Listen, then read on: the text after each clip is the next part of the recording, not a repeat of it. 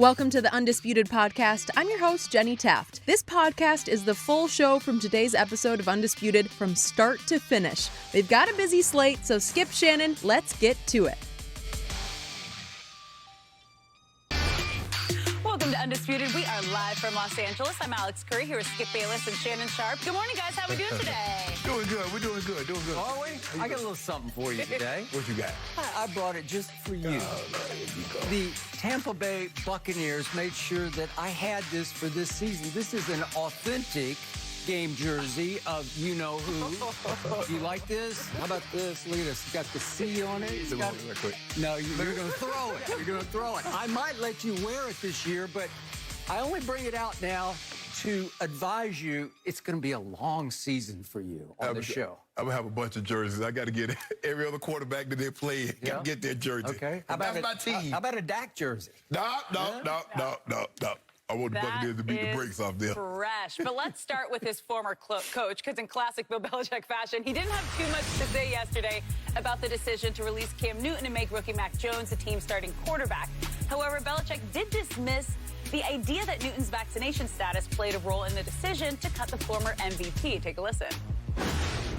No, I mean, look, you guys keep talking about that, and I would just point out that I don't know what the number is. I mean, you guys can look it up. You have the access to a lot of information, but the number of players and coaches and staff members that have, been infected by COVID in this training camp who have been vaccinated is a pretty high number. So I wouldn't lose sight of that. Shannon, what do you make of these comments? I didn't like them. Coach Belichick knows there's not been a vaccine or medicine created, Skip, that was 100%. Fact. Most things are 99.9. There are a lot of things that are 99.9, 98.7. But there's been nothing. Vaccine, chemo, that can be given to an individual says the doctor's going to say it's 100%. What Coach Belichick has done, he realizes that the vaccine, what it does, it makes you less likely to get it. If you were to get it, the symptoms would most likely be less severe. Right. And you were less likely to require hospitalization. Yep. What he did was minimize the vaccine. He did. And he shouldn't have done that. Coach Belichick, the guy that got busted for Spygate because he'd do anything to win, now all of a sudden knowing that unvaccinated players put his team at a greater risk of losing because they're going to miss time, now all of a sudden nobody said, Coach Belichick, that was the only reason. That was the main reason. We're saying that's one of the reasons. Just like you say, when you lose a game and someone says, was it that blown assignment? He says, no, we didn't tackle well. We didn't block well. We didn't do anything on special teams well. There's a lot of reasons. That wasn't the only reason. It was one of the reasons. So by him minimizing it, we heard what Urban Meyer said, although he backtracked because the NFLPA has gotten involved. The Buffalo Bills, we heard what they said. NFLPA got involved. Skip. Indianapolis. He said there are consequences for unvaccinated players. All except Belichick. Only Coach Belichick. I mean, he vaccinated, but that's neither here nor there, Skip. Look, I believe Coach Belichick went into the season. Cam, $3.5 million, that's not a whole lot of money for a starting quarterback. A lot of his money was tied up in incentives. Yeah. Coach Belichick says, you know what, if Cam doesn't win this job outright, we're going to release him because, Skip, he probably had roster bonuses. Yep. At play time. So that's going to be money that he's going to, well, we don't have to pay that. This kid. Now, I think Coach Belichick was pleasantly surprised with how well Mac Jones picked the system up, how well he played, given the opportunity. And when he got 3 days to look at him in that joint practice, Skip, remember, they're starting to place more emphasis on the joint practices than in the preseason game because at least in joint practices, you can control it. But the starters is ones against ones. It is. Well, Mac Jones got an opportunity to go against the Giants ones for several practices. Looked really good.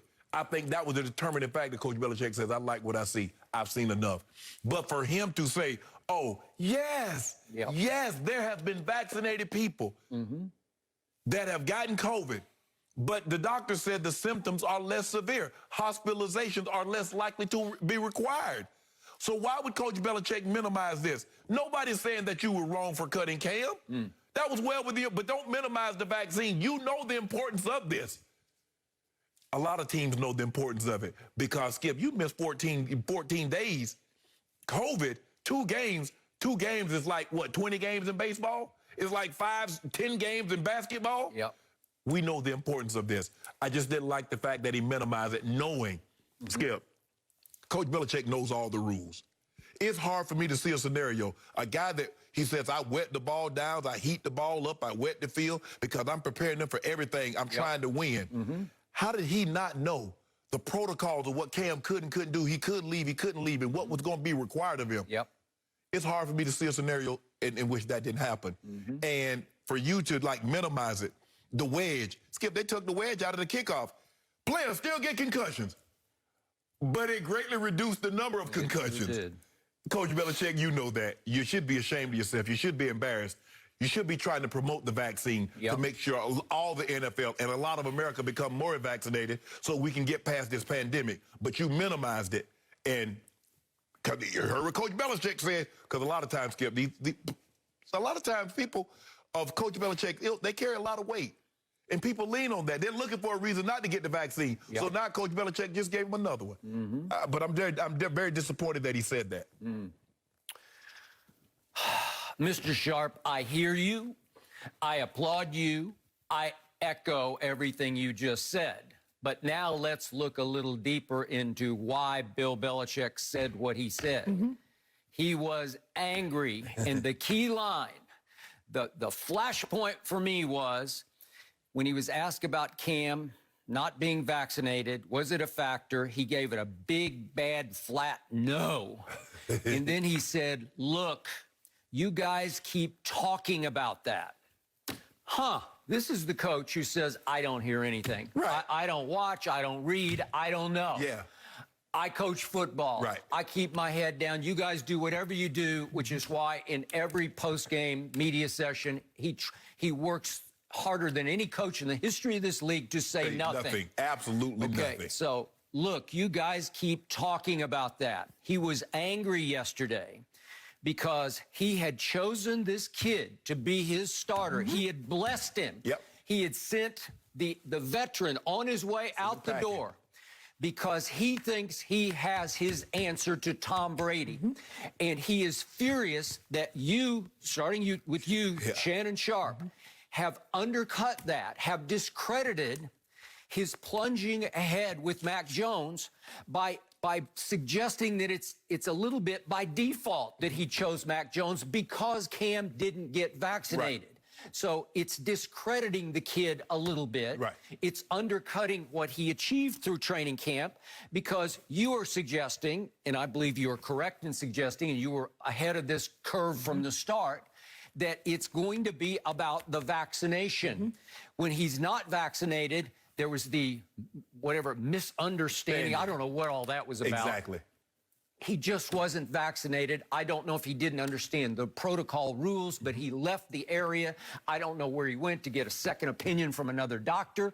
And because of that, if you're not vaccinated, the protocol says you will be gone for 5 days. That is correct. So that forced him out and the kid into, especially the first day against the Giants, which was they went Wednesday, Thursday of joint practice. And to your point, they're controlled scrimmages where you can't hit the quarterback. You might brush him as you run by him, but he's got his whatever color target jersey on, so he is off limits. And there's not hard tackling in the secondary, but you can do a lot of good work that you can control because, to your point, it's starters versus starters because in the preseason game, it's too dangerous to risk starters versus starters for more than about a series or two, right? Okay, so we get all that, but you have now, in his mind, you and others have successfully minimized the achievement of the kid who listen, Belichick is head over heels for this kid. This is his life. This is his legacy. This is his future. He handpicked him. He handpicked him. He picked him in the draft. He did not handpick Cam Newton. He took him off the scrap heap, so to speak. And he didn't help Cam win an MVP. Cam did that in Carolina, so he could take no real credit for Cam's legacy because it already happened. And now this kid is starting fresh with Belichick, and the kid looks Brady-esque.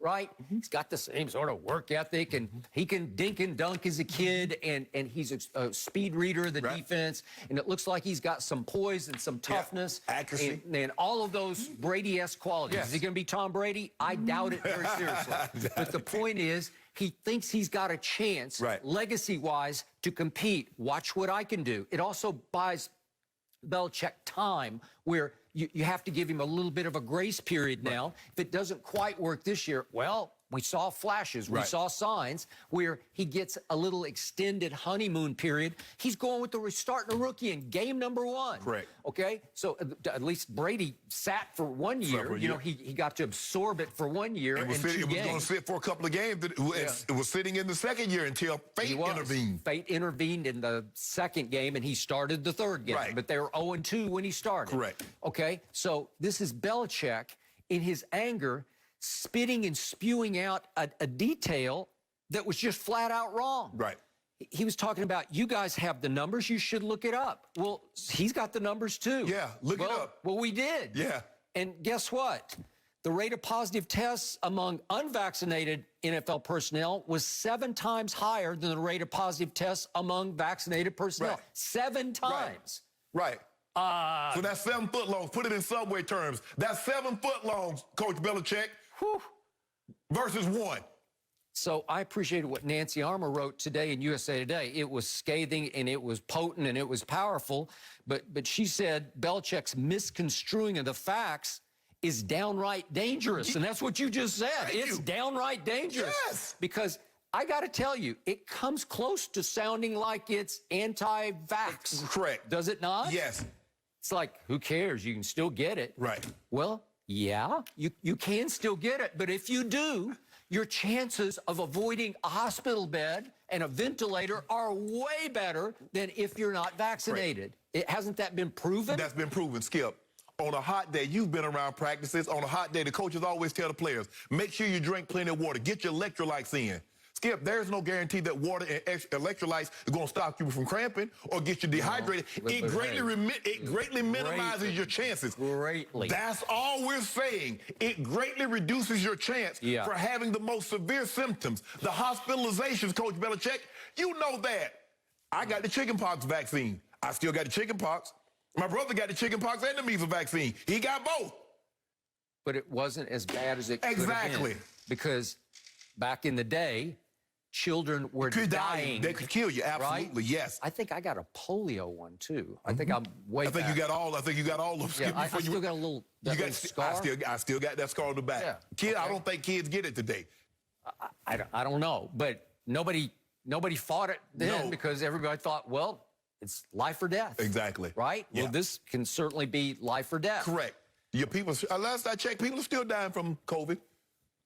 Well, every time I look up in the hot spot areas, the hospitals are beyond capacity still. Right. And I will say this. I happened to speak yesterday to an NFL owner. I will not name him, but we were talking about how COVID was impacting right now. And we started talking about the Delta variant. Don't want to get too detailed here, but we know it's out there. Right. And we know it has proven to be more contagious than the first go-around, right?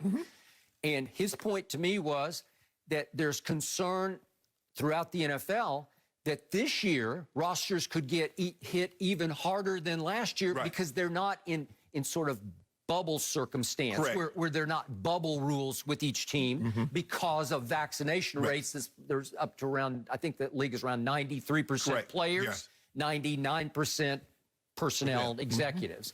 But still, because the Delta variant is so contagious and they're not controlling the lives of the players quite the way they used to, just as far as getting it, that it could be more widespread than even last year. So they have to be ready to react with these 5-day type periods where you're going to have players miss a game because of COVID. And it's going to be maybe worse on rosters than a year ago, so you better be ready with your backups. And we're going to talk in a few minutes here about, like, the Cowboys' backup quarterback. Well, it's becoming a bigger and bigger deal because your quarterback might get COVID and miss a game.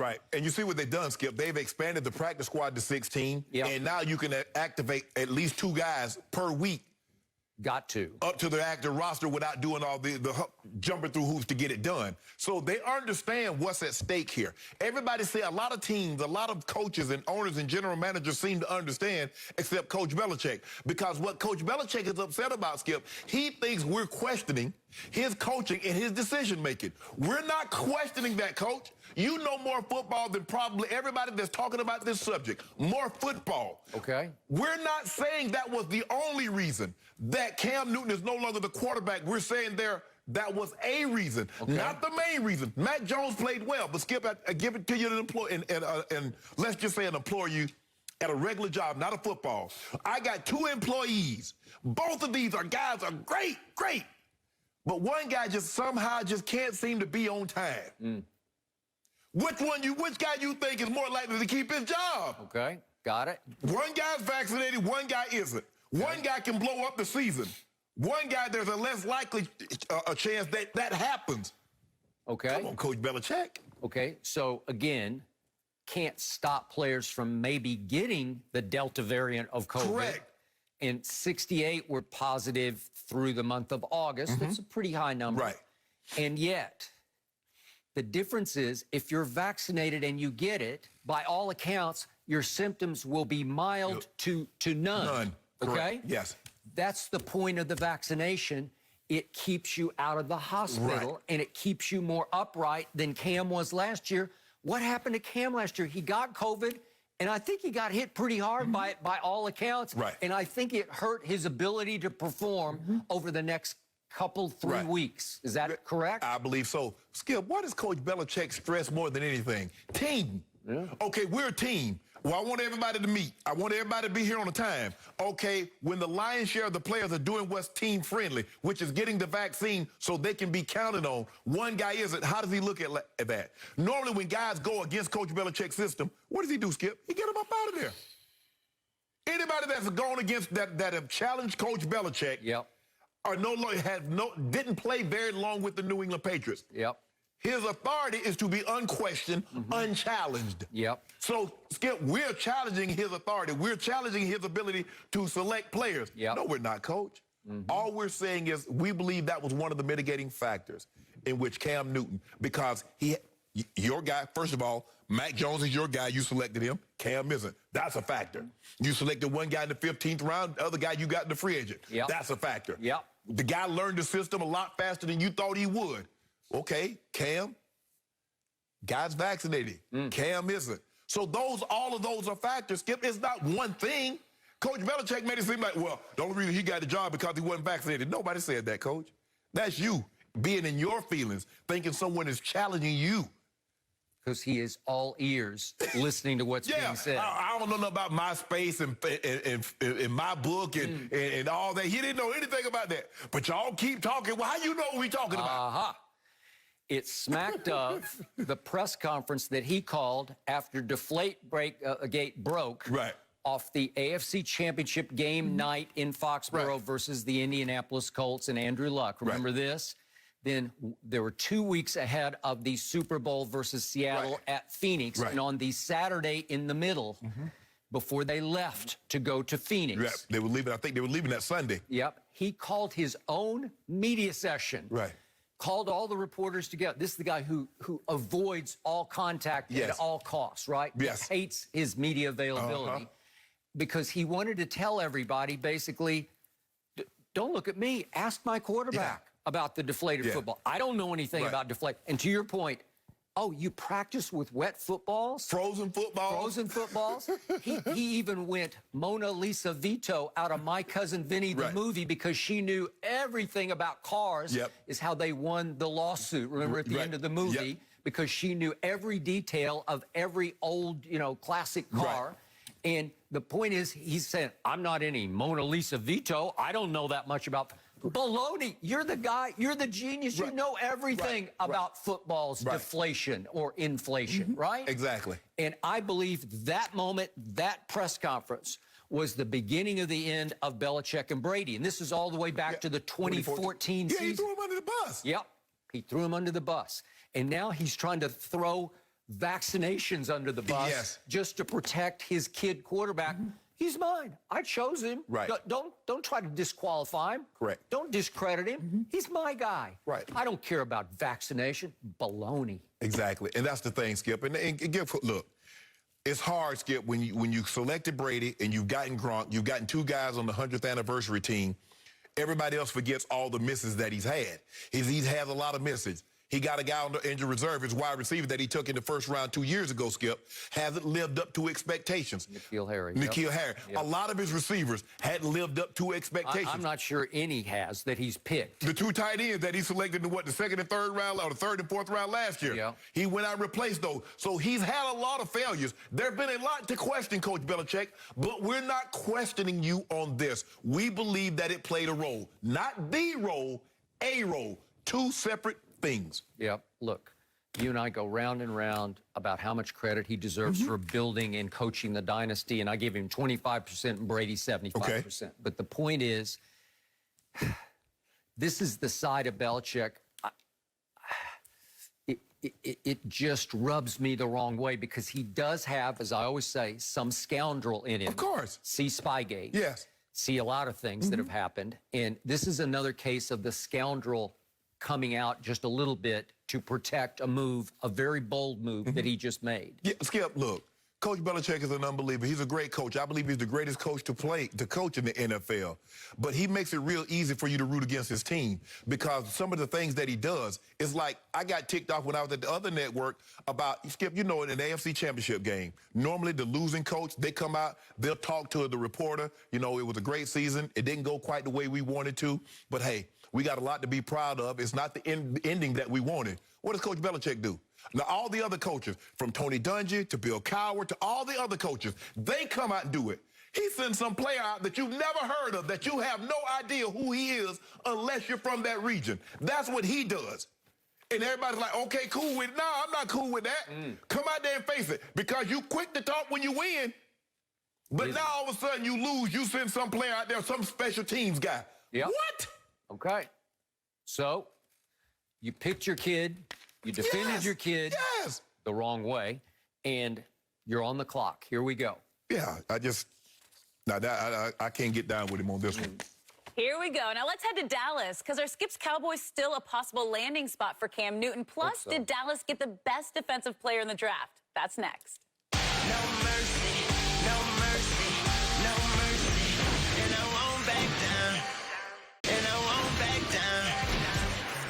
The Cowboys have a new quarterback on their roster, but it's not Cam Newton. The team claimed former third-round pick Will Grier off waivers yesterday, which gives Dallas 3 QBs on their roster between Dak and Cooper Rush. So, unless there's a drastic change, it looks like Skip's hope of seeing Newton backing up Prescott might be all but over. So, Shannon, does this mean that Cam is not coming to Dallas? It really seems that way to me, Skip. I don't see how teams don't carry 4 quarterbacks. New England did that, Skip, the very first year, and Coach Belichick talked about he saw something in Brady that he was afraid that if he released him or put him on the practice squad, somebody was going to sign him. Yep. They carried him all year, even though he never dressed. In a situation in today's game where the positions have become even more valuable, I don't see them carrying 4 quarterbacks, and they signed Garrett Gilbert and Ben DiNucci, who knows their system, to the practice squad. And this is what the practice squad allows them to do, is that if someone that's familiar with your system can get activated on a moment's notice. Yep. I don't see, Skip, Dak, Will Grier, Cooper Rush, and Cam. I just don't see how that happens, Skip. And I'm sorry, I know you was hoping for that. Like, you know, look, this is a very similar offense. They have somewhat of a very similar skill set, but I just don't see it. And plus, Grier has a history with Doug Nussmeier. He does. So I think that had played a role in it. I do too. And so, Skip, I think right now where we are today, Cam is probably, and I hate, Skip, I hate saying this because it's not like I'm hoping or wishing something like this happen, but Cam is probably going to have to wait for an injury in order for someone to call him. Because you're asking an awful lot. And like I said, I've spoken to people close to Cam, and he says, I have no problem backing up. But I just don't see this situation, the Cowboys, I just don't see Cam now in the mix here. Okay. Allow me to reiterate. As soon as I heard this on, what day was it? Monday. Late in the show, the possibility via Josina Anderson that the Cowboys would at least sort of kick the tires on Cam. Right. Check it out. Do their due diligence. Right. Home run for me, because I'm a Cam fan to start with. I love his outsized personality. And there's no place that loves big personality more than Hollywood, Texas. Right. America's team, the Dallas Cowboys. It seemed like a natural fit to me because now that Dak is a made man, $75 million he's going to make this year. He's got a dozen national TV commercials. Right. He's good. Right. He's in concrete where there's going to be no threat. Ain't no looking over no right? shoulder. No, not from Cam. In fact, I would like having Cam even in practice because Cam's such a big practice presence. I think it would push Dak a little bit in practice just because he would get a little more competitive with a Cam Newton than he would be with a Cooper Rush, who's done nothing. You know, he's thrown, here's his career stats. He's completed 1 out of 3 passes for a grand total of 2 yards. Right. But he's been in their system. He's been around them for 5 years. Yeah. Is Cooper Rush? What's that? Is Cooper Rush that high bar Jerry was talking about? That's the high bar he got it back up? Right. Well, I guess. And the problem became that Jerry had just raved on his radio show about Cooper Rush. We can do anything with Cooper Rush. That Kellen Moore is talking about, he can call any play for Cooper that he could call for Dak. So we trust him at the highest level. Well, baloney. Is he better than Cam Newton? Stop it. He's just not. Does Jerry not remember that we remember that he had just given Cooper Rush a 2-year deal, signed Andy Dalton, and cut Cooper Rush? Cut him, and he went to the Giants for a moment and then came back. Does Jerry forget that we remember that? He's trying to sell Cooper Rush, and then all of a sudden, Cam gets released and is like, well, I just put my pride out on the line. Skip, he's trying to sell us something that he sold. Remember, he had it for 2 years and said, nah, we good. We'd rather have Andy Dalton. Yeah. So I guess he couldn't. He actually had him around for 3 years, 17, 18, and 19, but he was undrafted out of Central Michigan. Right. Well, you get what you pay for. You know, he's just undrafted. I don't know. Is he a good guy? I'm sure he's a good guy to have around. Could he fill the bill? And remember, Dak Prescott, I keep telling you, he went from all-time durable. I thought that was his #1 trait, was durability, to 2 surgeries on his compound fractured ankle, and now a mysterious arm, sort of a throwing muscle injury. I don't know what it is. Lat, I don't know what it is. First it was a tear, then it was a strain. Now it's going to be okay. Is it going to be okay? I don't know. Well, you got 7 days to figure it out. Okay, and with the Delta variant we just talked about hanging over everybody, you need to have a bona fide backup quarterback who can win you 1 game, 2 games, 4 games. I don't know. Last year, Andy Dalton was a victim of everybody got hurt. The offensive line was in shambles. He had his moments, but I'll take Cam over Andy Dalton right now. The difference, Skip, is that when the offensive line broke down with Dak, Dak can make plays with his legs. He can make plays outside of the pocket. Andy Dalton was unable to do that. So you're trying to tell me that Cooper Rush, if the offensive line break down, he's going to be able to make plays outside of the pocket like Dak with his arm and his legs? I don't believe he can. I believe Cam Newton would be more like Dak, being able to make plays off script than Cooper Rush. Plus, Cam is box office. He's marquee value. Even if he doesn't play a lick, he's just around. He's Cam. I just like, I told you yesterday, I got a DAK and a CAM. I like, they're both first name 3-letter quarterbacks. So I love the fit of Cam. And then all of a sudden, my emotions were mixed because you may not remember this. Ahead of Will Grier's draft, I said, that kid can play. West Virginia, I remember. I watched him a lot at West Virginia. And I have no idea what happened at Carolina, but he had 2 chances, really just 1 full game at Carolina, and it was a disaster. He threw 3 picks in his 1 start, and he started another game and threw a pick 6, so he had no touchdowns and 4 interceptions. Then his foot got hurt, and he didn't play much more in that game. 2 blowouts. It was a bad Carolina team in week 16 and 17, whatever. But listen, I saw him at West Virginia do big things, and I'm going to remind you, you brought up Doug Nussmeier. Coming out of high school, he was one of the top quarterback recruits as he could run, too. Dual threat. Dual threat. And he had 1 game in high school. He threw for an all-time national record, 837 yards, and he threw 77 touchdown passes, which was a national record. And he went to Florida, which means he was the goods. You go to SEC, Okay, so he goes, and Doug Nussmeier helped recruit him and coach him at Florida. Something happened. He was a red shirt. Then his second year, he tested positive for a banned substance it was over the counter, and he claimed he didn't know. I don't know what happened, but everything went south, and he transferred to West Virginia, and then here he came. And listen, that last game I saw him play, it was a Friday night against Kyler Murray there in the cold. He put on an aerial display unlike any I think I've ever seen. He threw for 539 yards, 4 touchdowns, and the touchdowns were 41, 57, and 75. I don't know what we have of these touchdowns, but I think we have some of the throws that he made in this game. These are his touchdown passes. I mean, this is sweet. You know, this is a big game. This is for all the marbles in the Big 12. And I'm watching this on the couch, and I'm saying, that kid can throw it. And here's another one. Maybe it had something to do with how bad my defense was. Yeah, we're terrible. But he could really put on a throwing show. And I was shocked he lasted until the 3rd round. And my point is, I'm sure Doug Nussmeier said, wait a second, they just released Will Grier? And so is Will Grier right now better than Cooper Rush? Yes. Does he know the Dallas system? No. Obviously, he does not. Okay, so there is one technicality of a CBA rule, and I hope I'm reading it right. I think there's a game 1 situation where if you're on a game 1 roster, your salary gets guaranteed. Yeah. Okay, so possibly, hopefully, they would wait a week on Cam to get by the Thursday night game, which would open them up to get him a little cheaper.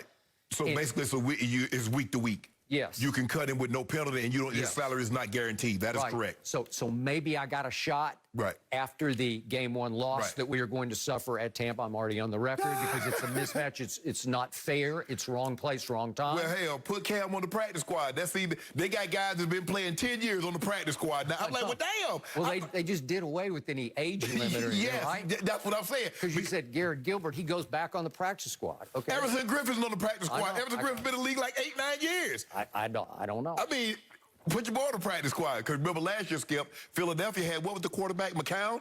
He was on the practice squad even though he was coaching high school, so if they needed a quarterback in a pinch, they would call him. Okay. So my point is, my emotions are mixed because Will Grier, I just gut feeling, he'll be better than Cooper Rush. Cam's better than both of them put together. To me. So you just got to do it. But I feel like Jerry put his pride on the line because he was raving about Cooper Rush. And now, listen, Jerry's pride is enormous because he especially his football GM pride.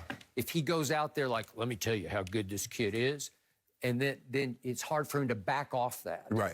Well, Jerry will be correct until Cooper Rush has to play. As long as he doesn't have to play, Skip, there's no way to dispel what Jerry has said about Cooper Rush. Only when he gets his butt in the game. Because everybody loves to back up Skip until he has to play. I know. Yeah, we want him. We want him. And as soon as he go out there and throw 2 picks, boo, get him out the game. Well, he looked great against the Houston Texans, but what did you tell me? It's the Houston Texans, right, in the preseason game. And then follow up to the game 4 for them, the last one this past Sunday. He didn't look very good against Jacksonville. No. Okay. And those are 2 of the worst teams in the league, and they happen to be in the same division. But you and Skip, you and I both know if something, and hopefully nothing happens to Dak, you and I both know Cowboys not winning the division if Dak's not your quarterback. Yeah, but listen, seriously, I saw Cam. The last time I saw Cam, he went 8-9, and he looked really good. I just said the kid looked a little better. And that's what Belichick finally decided. But the point is that would I love to have that 8 out of 9 Cam as my quarterback for 3 or 4 games? Yes. I got a shot. Seriously, I got a shot with him. I believe he can go win games because he's a playmaker. He's been there and done all that. You got a better chance of winning a game with Cam than you do with Will Grier or Cooper Rush. And by the way, you realize Cam is 2-0 against Brady. He's 2-0, so we do have a game up in Foxborough that we have to play. I know Brady's going there, but we got to go there too. Cam has won games in this league. He's won playoff games. He's going to a Super Bowl. Let's not pretend like Cam has been a bum. Cam has been a damn good quarterback. Rookie of the Year, MVP, Pro Bowler many times. By the way, he beat Brady with late comebacks. Yes. Right? Yes. Remember the Monday night game? Yes, and remember he threw for 300 in New England. He did, and they came back and won on a walk-off field goal thanks to him and Graham Gano. But still, made man. Do it, Jerry. Sitting right there on a silver platter for you. I'm with both you guys. Wherever Cam lands, he is going to be a great option. But let's move on because Pro Football Focus announced their all-rookie team heading into the season, and Cowboys linebacker Micah Parsons got the site's highest rookie grade ever for a linebacker. Broncos cornerback Patrick Surtain was also highlighted, who was another player Dallas was targeting on draft night before Denver swooped in and got him with the 9th overall pick. So, Shannon, will Micah Parsons end up being better than Patrick Surtain? Skip, I think both of these guys are going to be really good. And, you know, I was really bullish on Michael Parsons coming out. And I thought he was the best player, the best defensive player in the draft. And the Cowboys were very fortunate to be able to slide back, get more draft capital, and still be able to get it, what I thought was the best defensive player in the draft. Now, the reason why I'm going to lean towards Michael Parsons being slightly better because he plays the linebacker position, which is more impactful than a cornerback. He's closer to the line of scrimmage, Skip. They're going to use him to blitz. He can stop the run. He's shown his ability to stop the run.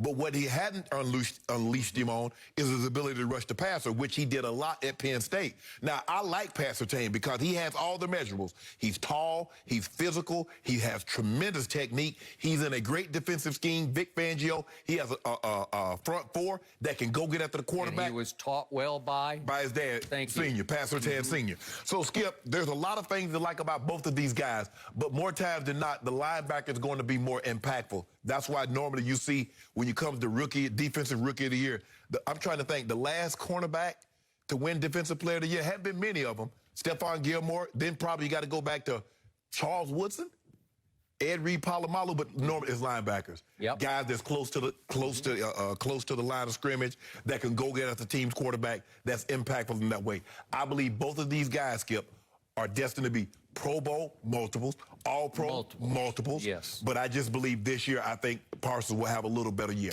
Okay. This is fascinating to me because it's almost going to become, on the NFL level, a Trey Young, Luka situation where they're kind of joined at the hip a little bit because forever they're going to be compared and contrasted because one team decided, I'll take him over him, and you know the story. And you go back and forth. Boy, Trey's coming on, but Luka's this. Back and forth. And, yeah, I'll go Luka over Trey. I'm not the biggest Luka fan, but it's just going to be an ongoing, raging debate. Correct. And Trey closed the gap a little bit this year, I thought. Okay? Similarly, maybe these aren't as glamorous of players in the National Football League. Because they're on the defensive side. If they were quarterbacks. I got it. But still, you use the word impactful. I say both are going to be hugely impactful. Yes. And I'm about to argue a little bit against myself here, but you know how I went on record before the draft. You wanted Surtain Jr. Badly. His father was a really good NFL cornerback, and he mirrors his father. And I just liked him in interviews. He's so mature for his age. He's so confident in a good way. And at that position, confidence is everything. It can get destroyed at the cornerback position as quickly as it can at the quarterback position, where you just lose all faith and hope. You just get lost. You're on an island. You're on an island. And I believe he is a lockdown, shutdown, solo corner that you can put on that best receiver and say, we're okay. We don't have to worry about him. I'm not saying he's Dion.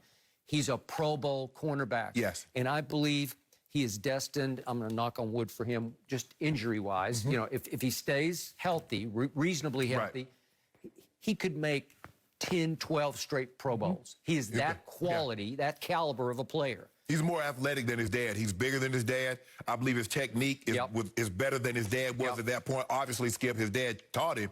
So he went to a top-notch program in high school, I think St. Thomas Aquinas. He went to the best program in all of football, in college football, Alabama. So he's used to playing on big stage. Saban coaches the defensive backs. Yes. Okay. And so, Skip, I believe that he's equipped to be in this moment. So, unfortunately for me, your Denver Broncos were sitting at 9 and my Cowboys were sitting at 10 in the first round of this past draft. Correct.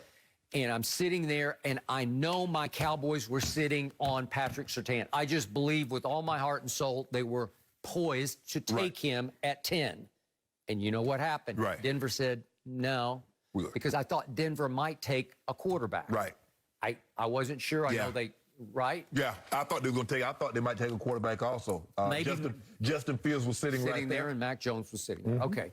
So Dallas is shocked, like, they pulled the rug right out from underneath us. Right. And so Jerry says, okay, I'm out. And so they moved back 2 slots because Philly, wanted to go up to 10 to get Devontae. Right. And they trade back 2 slots to 12 because now they're saying, well, next on our board is your guy that you said should have been first on their board, Micah Parsons.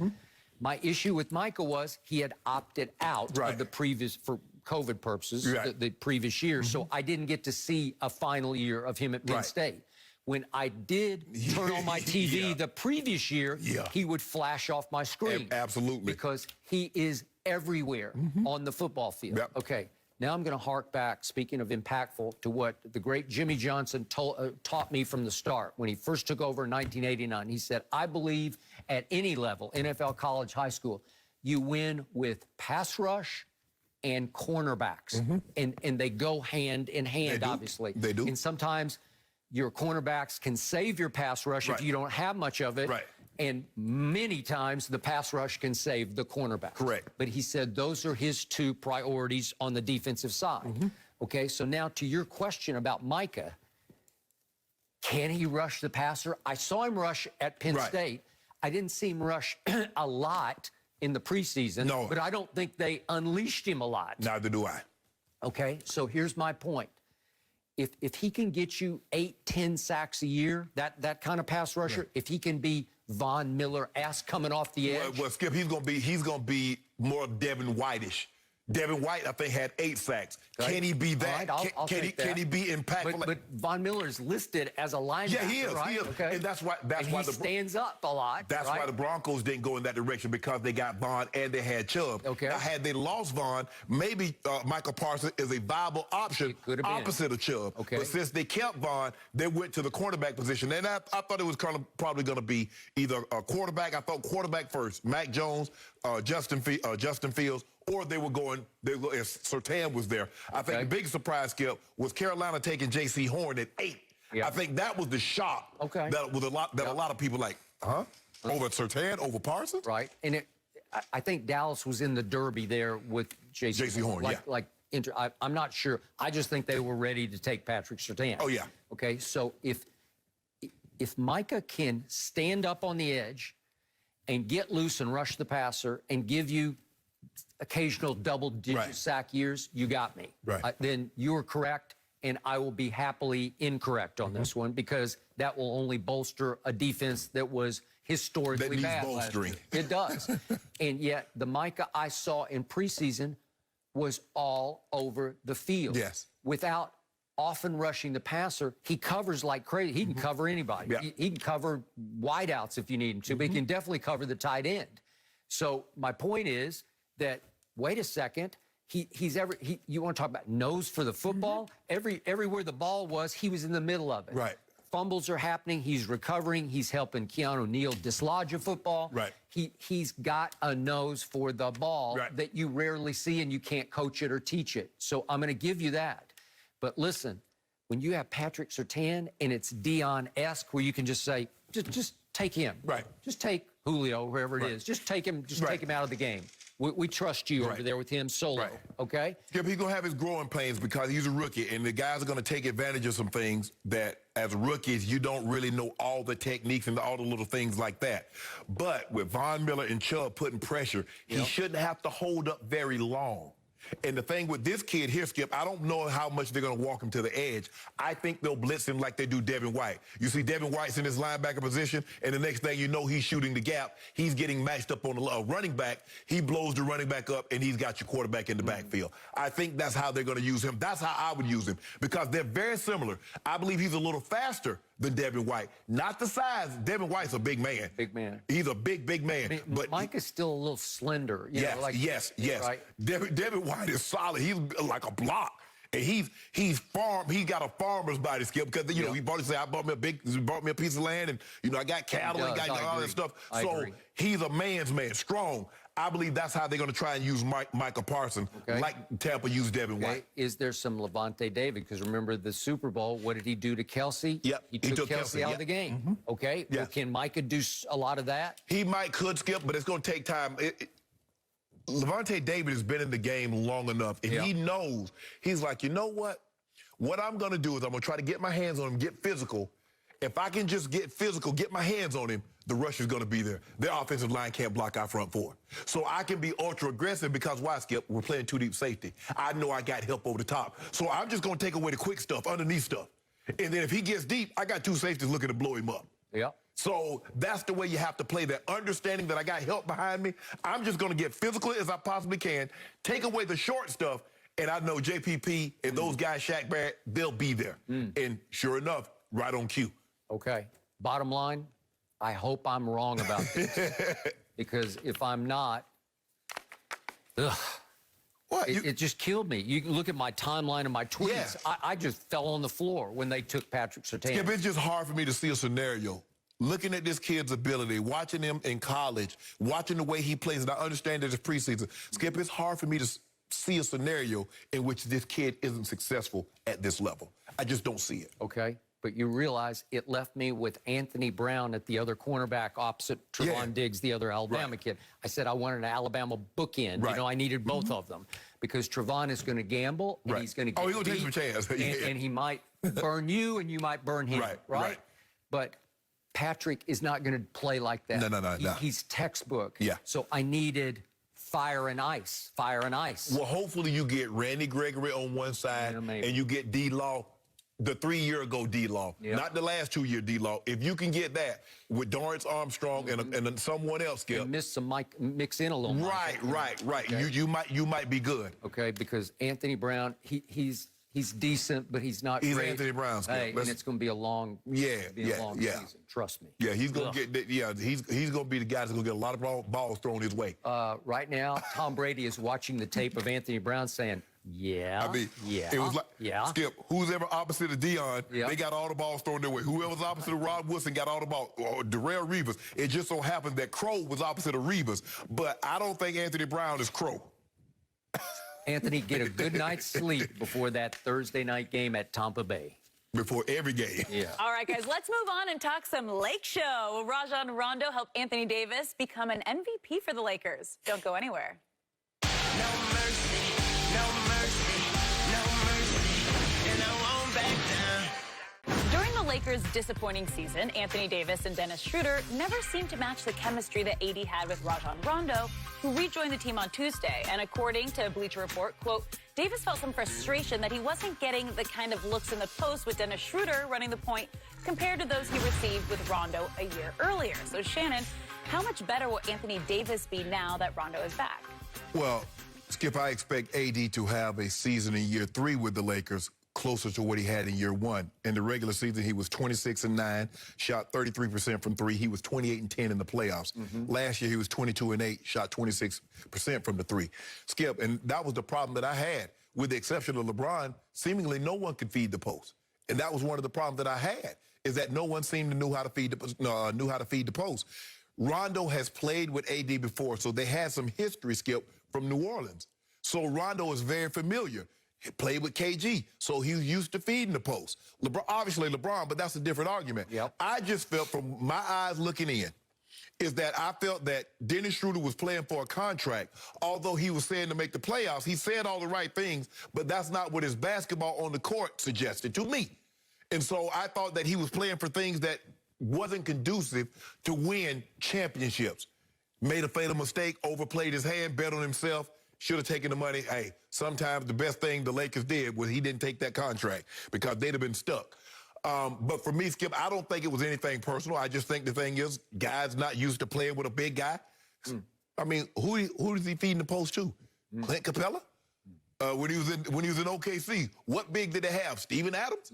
So, Skip, when you really look at it, he's not used to feeding a guy in the post that requires the ball and how to give it to him. So I think this is basically someone that wasn't familiar with a guy, playing with a guy as skilled as Anthony Davis, understanding how he wants the ball, where he wants the ball, when he needs the ball, is nothing more and nothing less. I don't really think there was any beef between these two. Okay.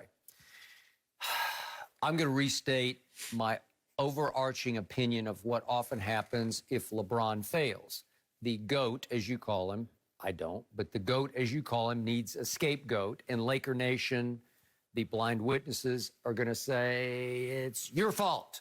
And Dennis Schroeder became last year's demonized scapegoat. It seemed like everybody else said that too, because instead of taking $21 million, he got $5 million. Okay, I got that. But he did a lot of good things for your team last year, too. And he's one of the better cat-quick perimeter defenders. Yeah. And I thought he could do a good job on everybody except when he tried to guard Steph. Nobody can guard Steph. Right. He had a hard time. Yeah.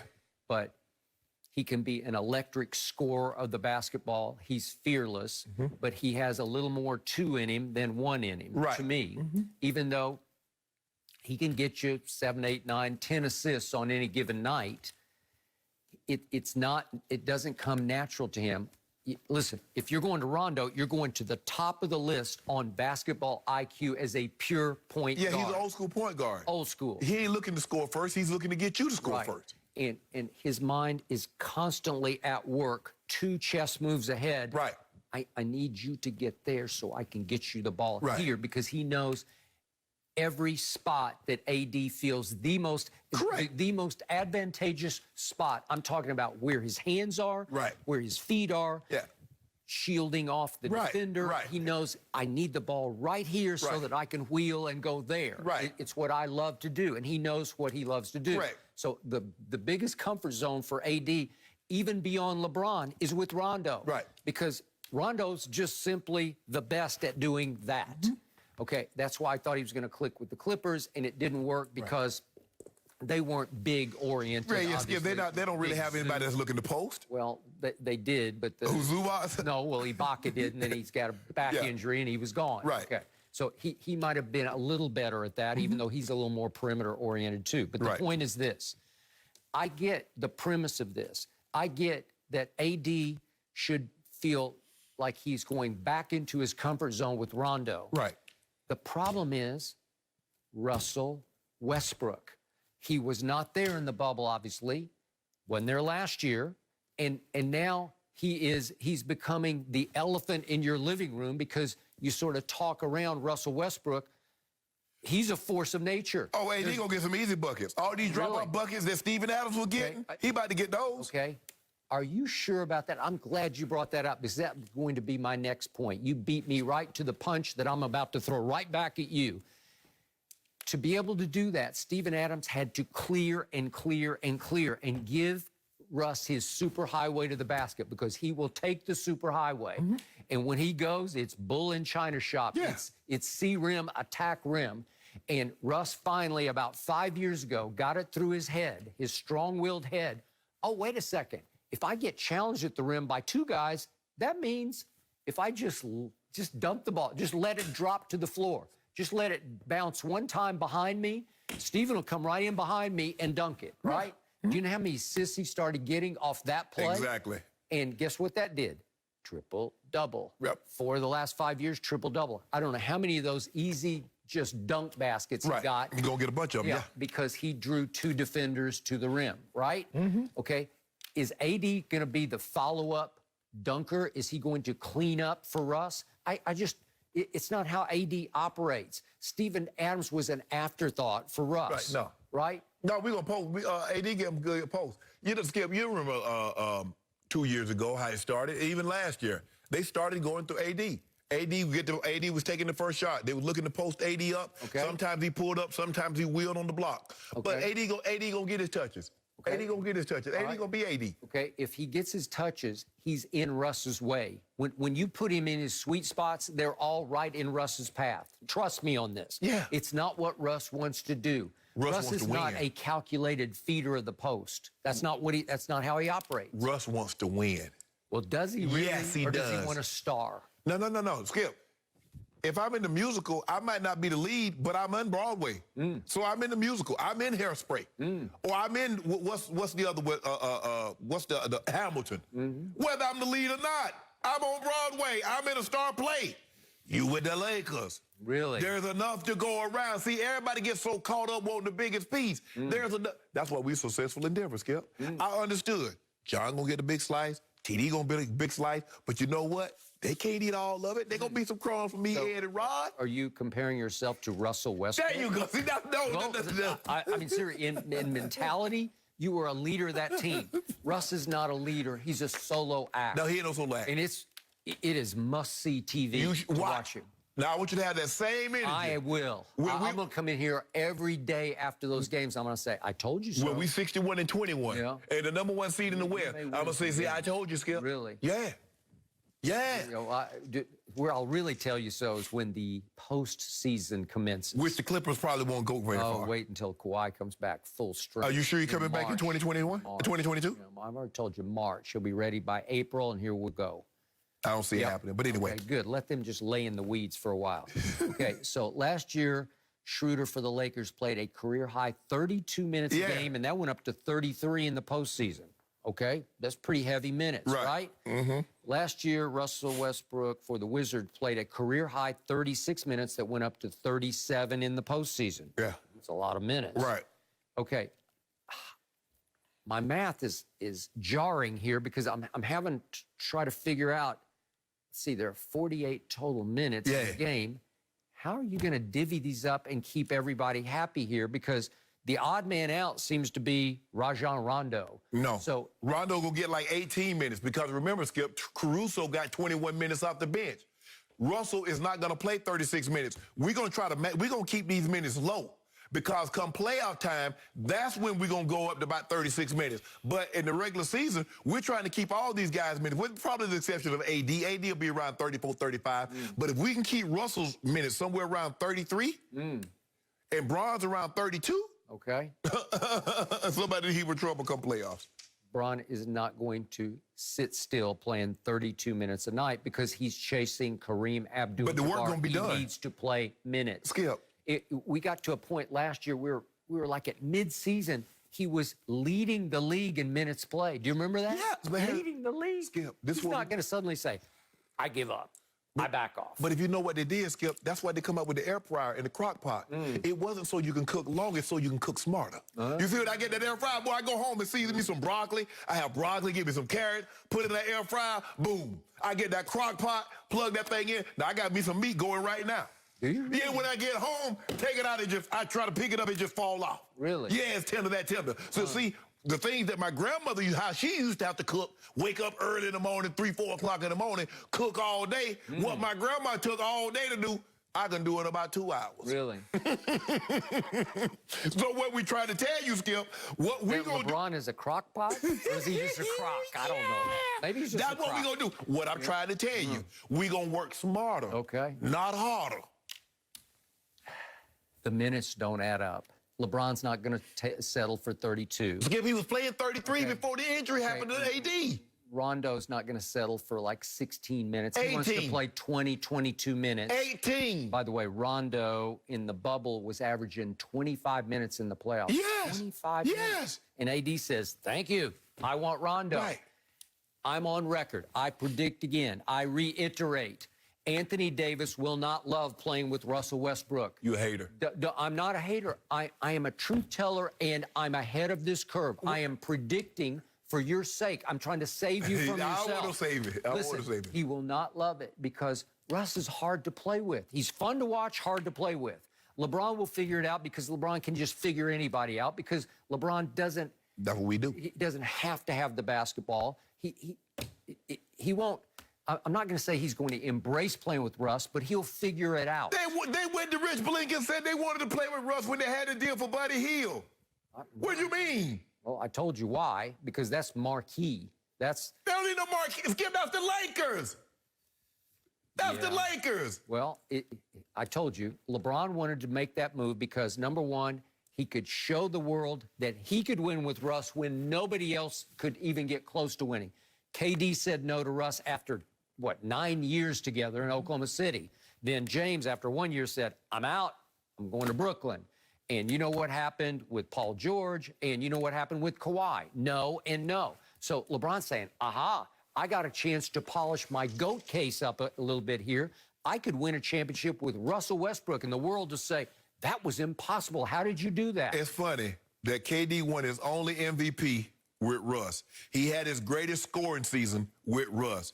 Paul George had his greatest season with Russ, finished third in the MVP. James Harden had one of his greatest seasons with Russ. And the results were in the postseason. Wow. 0 results. KD got to a finals with Russ.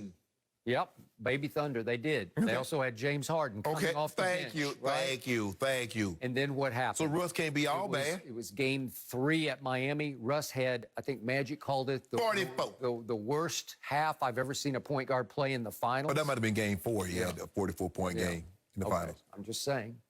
Yeah, they struggled. They had no chance. But they was young. You said they're the baby. Russell's a different animal now. Watch these assists total. Watch AD balling, Bron balling, Russ balling. All right. The minutes don't work. Rondo needs to play more. To me, in the best of all worlds, he would play a little more than Russell Westbrook would play. No. And it's not going to happen. It's not going to happen. You know it's Nor not should it. Rondo works best with somewhere, I believe he'll get somewhere like 18 minutes, maybe 20. He's going to get the minutes that Caruso left. Caruso was averaging 21 minutes, so I'll go that high. Okay. I'll go 21 minutes with him. I also told you the GOAT always needs to look ahead to a potential scapegoat, and the greatest scapegoat in the history of the league has become Russell Westbrook. Russell ain't no scapegoat. Yeah, well, Russell he can be. No, he's not. Well, you scapegoated Schroeder, and if it all falls apart... I ain't scapegoat Schroeder. Yes, you did. No, Skip, I told you. He came in all big-headed. I've already done that off the bench thing. And now look at him. He started. His best season happened when he came off the bench. Last year, field goal percentage, down. Three-point percentage, down. Points, down. And he was a starter. See, I keep telling you, I'm trying to help you. Don't help me. If you see me drowning, put more water in the ocean. You know in your heart of hearts that the best Laker lineup next year would be Rondo at the point, LeBron at the 2, and AD at the 4 or 5, whichever one you want to Russ call at the point, Bron at whatever he wants to play, AD at the 4. We're going to find someone, I don't know, is it going to be Horton Tucker? Yeah, maybe. I don't know who is it going to be, Malik Monk? Is it going to be Ellington? I don't know who's going to start. It won't matter. You can mix and match all those guys. 61 and 21. That's going to be our record. Melo will play his 15 Yeah, you forgot about Melo. I didn't. I just brought him up. Carmelo Anthony. Yeah, okay. And yet, in the end, I promise you, you're going to see AD running up the court going like this. That's what we do. A lot of nights he's going to be going... because he's going to have position in the post, and Russ ain't going to see him. We're going to feed him. Russ is blind. He sees rim, We got attack this. rim. We got this. Yep. Number 1 seed in the West. You want to put some doing that? No. Why not? Russ going to get in the way. So why he should be getting in the way of that record? If Kawhi comes back like I think he will... I don't care what Kawhi does. You're in trouble. I don't care what Kawhi the does. Clippers are loaded. They ain't loaded. No, they're not. Yes, no, they're not. So however this plays out, you got to admit it's going to be a fun and entertaining season for the Lakers. But we're moving on. Aaron Rodgers is making some waves on social media again. Here we go again. That's next. No mercy, no mercy, no mercy. And I won't back down, and I won't back down. Aaron Rodgers' future in Green Bay after the season is unclear, but he looks to be 100% committed for this season. He even trolled some of his doubters online, posting a picture of him and Coach Matt LaFleur on Instagram saying, quote, "They said we wouldn't get along." So, Shannon, do you like that he posted this? What does that mean, Skip? That don't mean anything. You still didn't go for it on 4th down. You the one that talked about that on Jeopardy. Talk when the contestants talk about what should have gone for it on 4th down. Why didn't you go for it on 4th down? That's a question I would like to know, too. Now, all of a sudden, Aaron Rodgers wasn't more Jill to love and Skip. You know how you have break up with your girlfriend, you see her. How you doing? It's so good seeing you. You still. So you're saying he still can't stand his head coach? No, I don't think the problem was ever with his head coach. Sure, he would have liked to go. I want to see him hug Mark Murphy. I want to see him hug Brian Gutekunst. That's who I need to see him hug. Hug them. Besides, Skip, what does this prove? You got your arm around the guy at practice. Man, stop this, Aaron. You made this drama. It is nothing. Good for you. I ain't read. Go, Shannon, go. I don't read anything. Lay it on him. Light him up. No, ain't no He lighting deserves up. it. Yo, ain't no lighting up. This is a whole bunch of nothing. He gonna try to. A The whole bunch Packers. of nonsense. I think the Packers tweeted something, and then all of a sudden he followed a little caption there, and they say we wouldn't get along. You were the one that was upset that when they hired Matt LaFleur, they didn't consult you. Correct. Were you upset about that? Man, stop this. This is Skip. I'm not gonna get to this. Look, I just want Aaron to have one of the best seasons of his career, and then move on along. Because I can't do too much of this drama. I don't do drama. Thank you. I wasn't a drama major in school. Aaron Rodgers rivals LeBron James for being the drama king of pro sports. And this was classic diva alert because it's been a couple of quiet weeks up in Green Bay, and Aaron just couldn't stand it, and he needed some attention. And the best way to create attention, to create buzz, to create a little conversation is to post that. Right. They said we wouldn't get along, and it makes you ponder and wonder, well, wait a second, are you saying you are getting along, or are you just adding new fuel to the fire? Was that sarcastic, or was that straight up, we're getting along, we're hugging each other in practice? Well, they said we wouldn't get along after I questioned my head coach for not going up for it on 4th down, or they said we wouldn't get along once he got hired. I don't remember anybody saying that. I don't remember, but hey, maybe that's what they said in Green Bay, and you know. So he said the immortal they. It's always they said, right? So Aaron says they said we wouldn't get along. To your point, actually, Aaron said they wouldn't get along because, as you point out, on Jeopardy as the guest host, this happened. I think we have the clip. Scott, did you come up with the correct response? Who wanted to kick that field goal?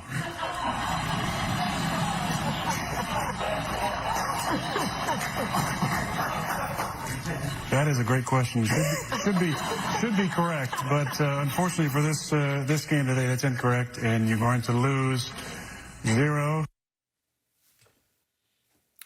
He said, that's a great question. Yeah. He underlined the question asked by the contestant. Did they say that was a good question, or he said that was a good question? It wasn't they. It was Aaron said that. Okay. Because to remind everybody what happened, they had it 1st and goal at the 8.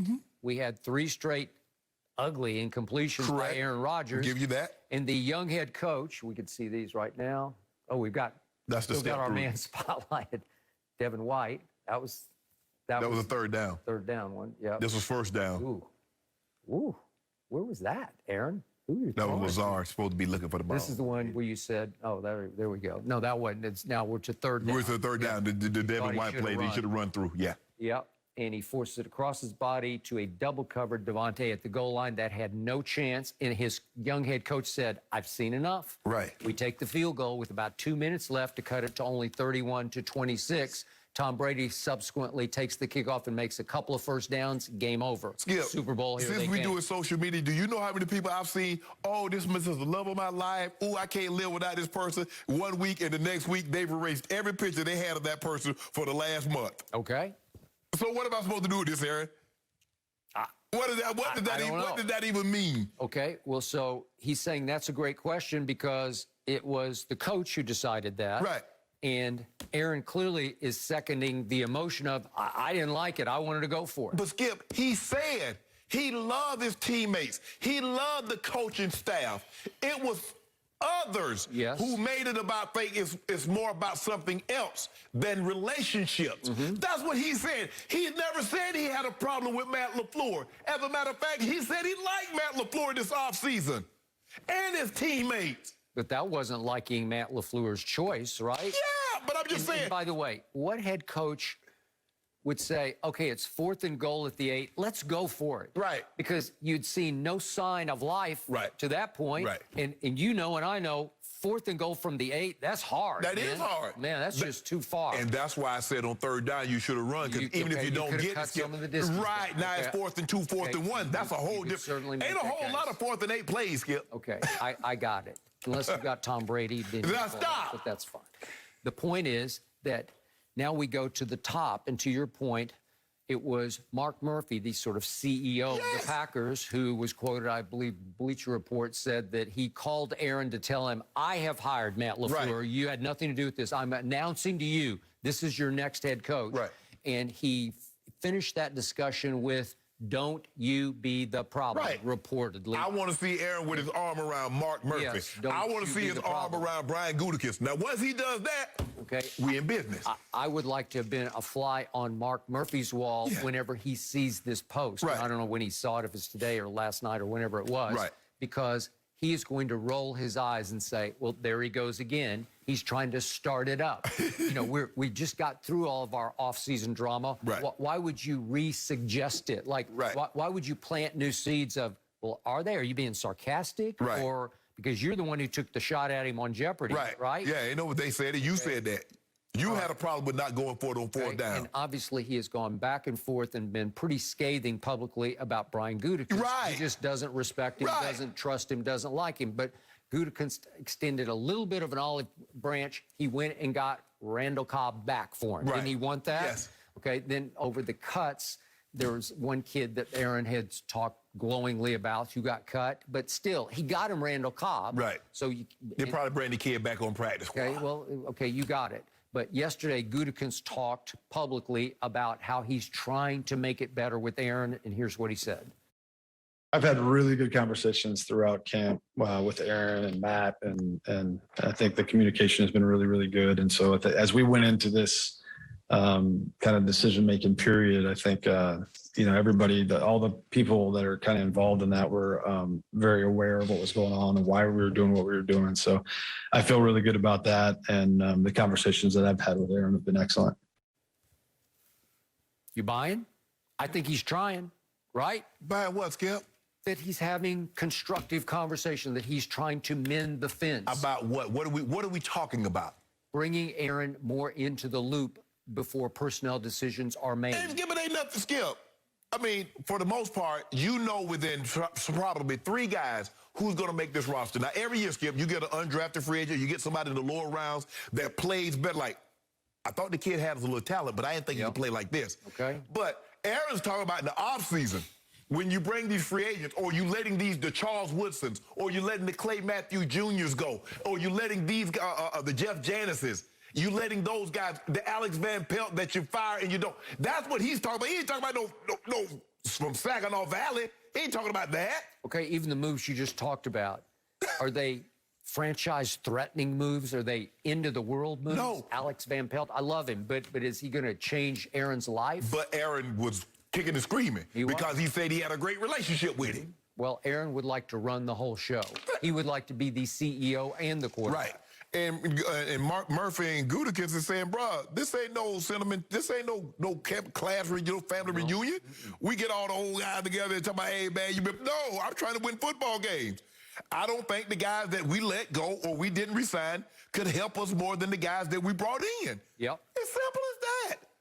And I think as I evaluate what Gutekunst has done, he does a pretty good job. Yes. And historically, the greater you are at playing a position, especially quarterback, the harder it is for you to pick players. It is. Okay, we've seen it with your man, John Elway. He hasn't been the greatest picker of quarterbacks. Right. They're on their 11th starter since Peyton Manning. Right.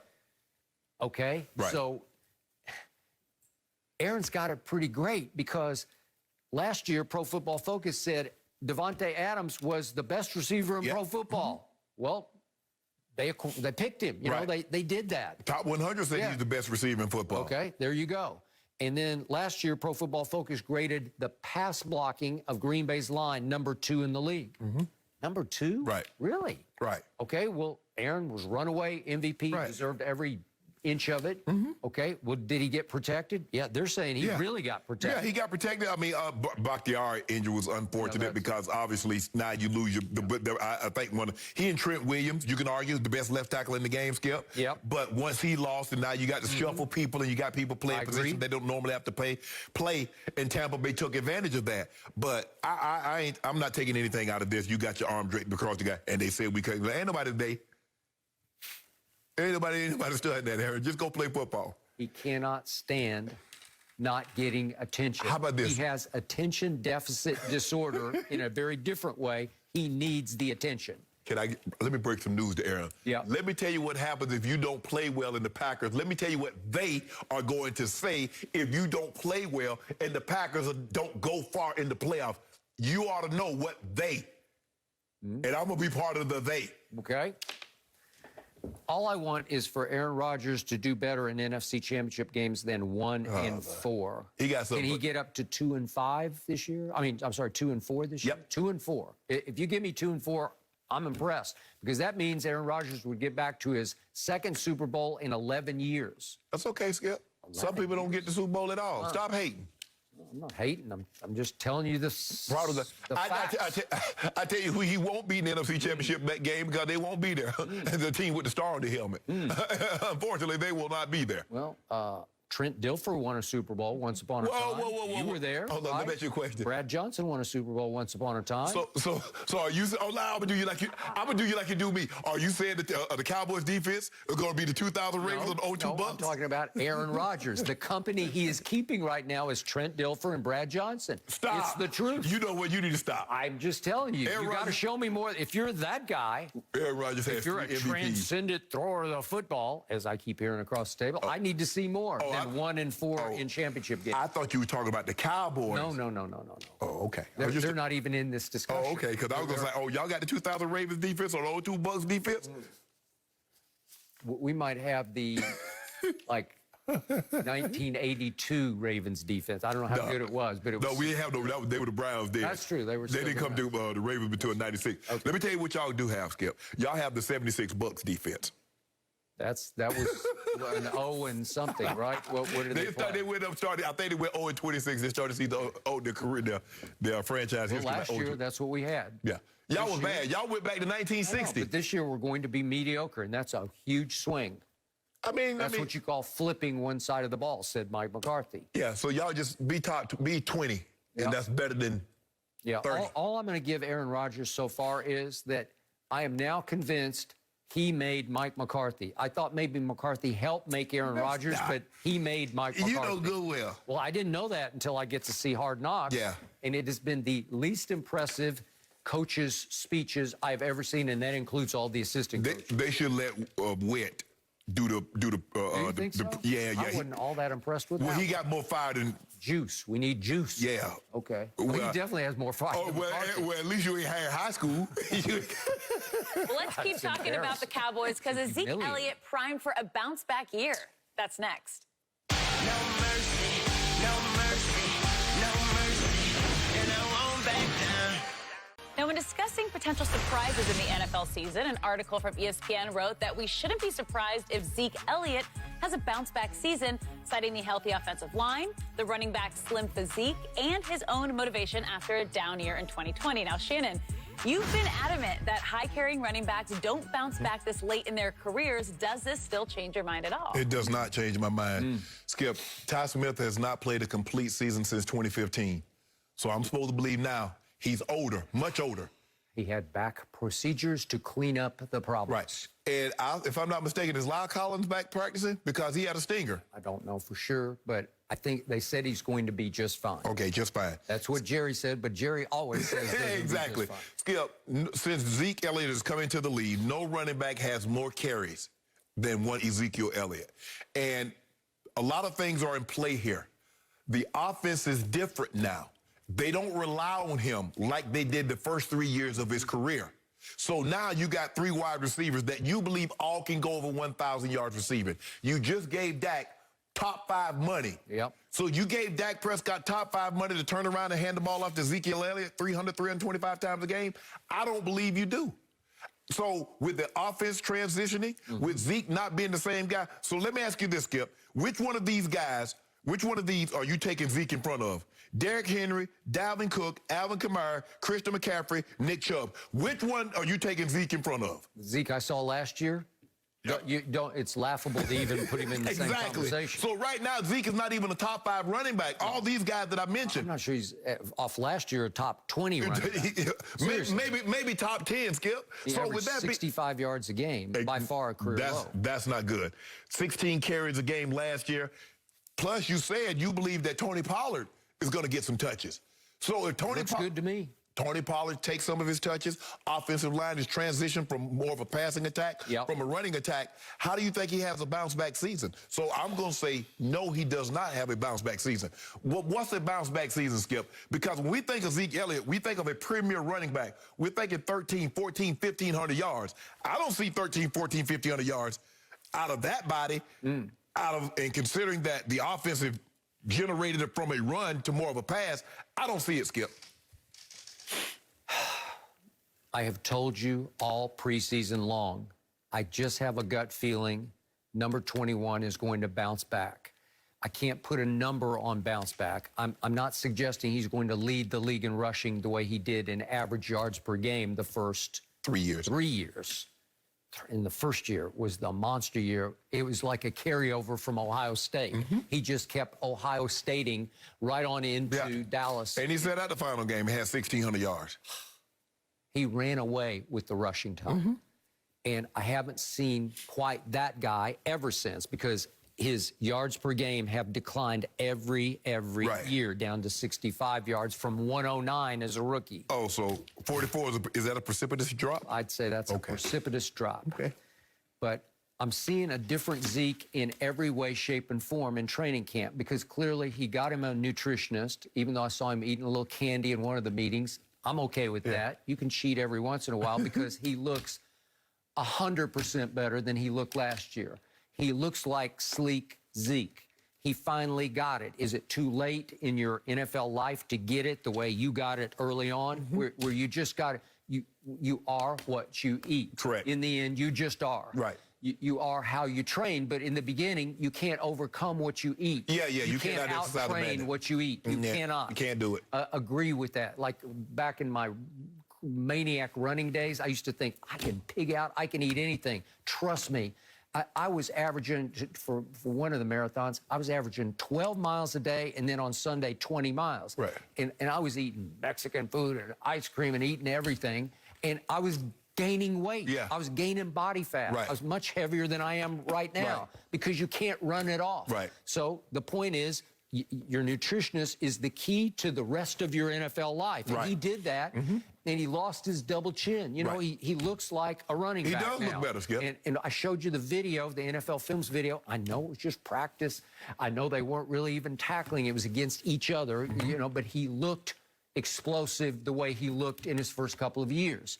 So now I'm reading my friend Dan Graziano on ESPN.com, and his quote was, is in a don't be surprised if prediction about the Cowboys, Ezekiel Elliott bounces back. I've been saying it all year.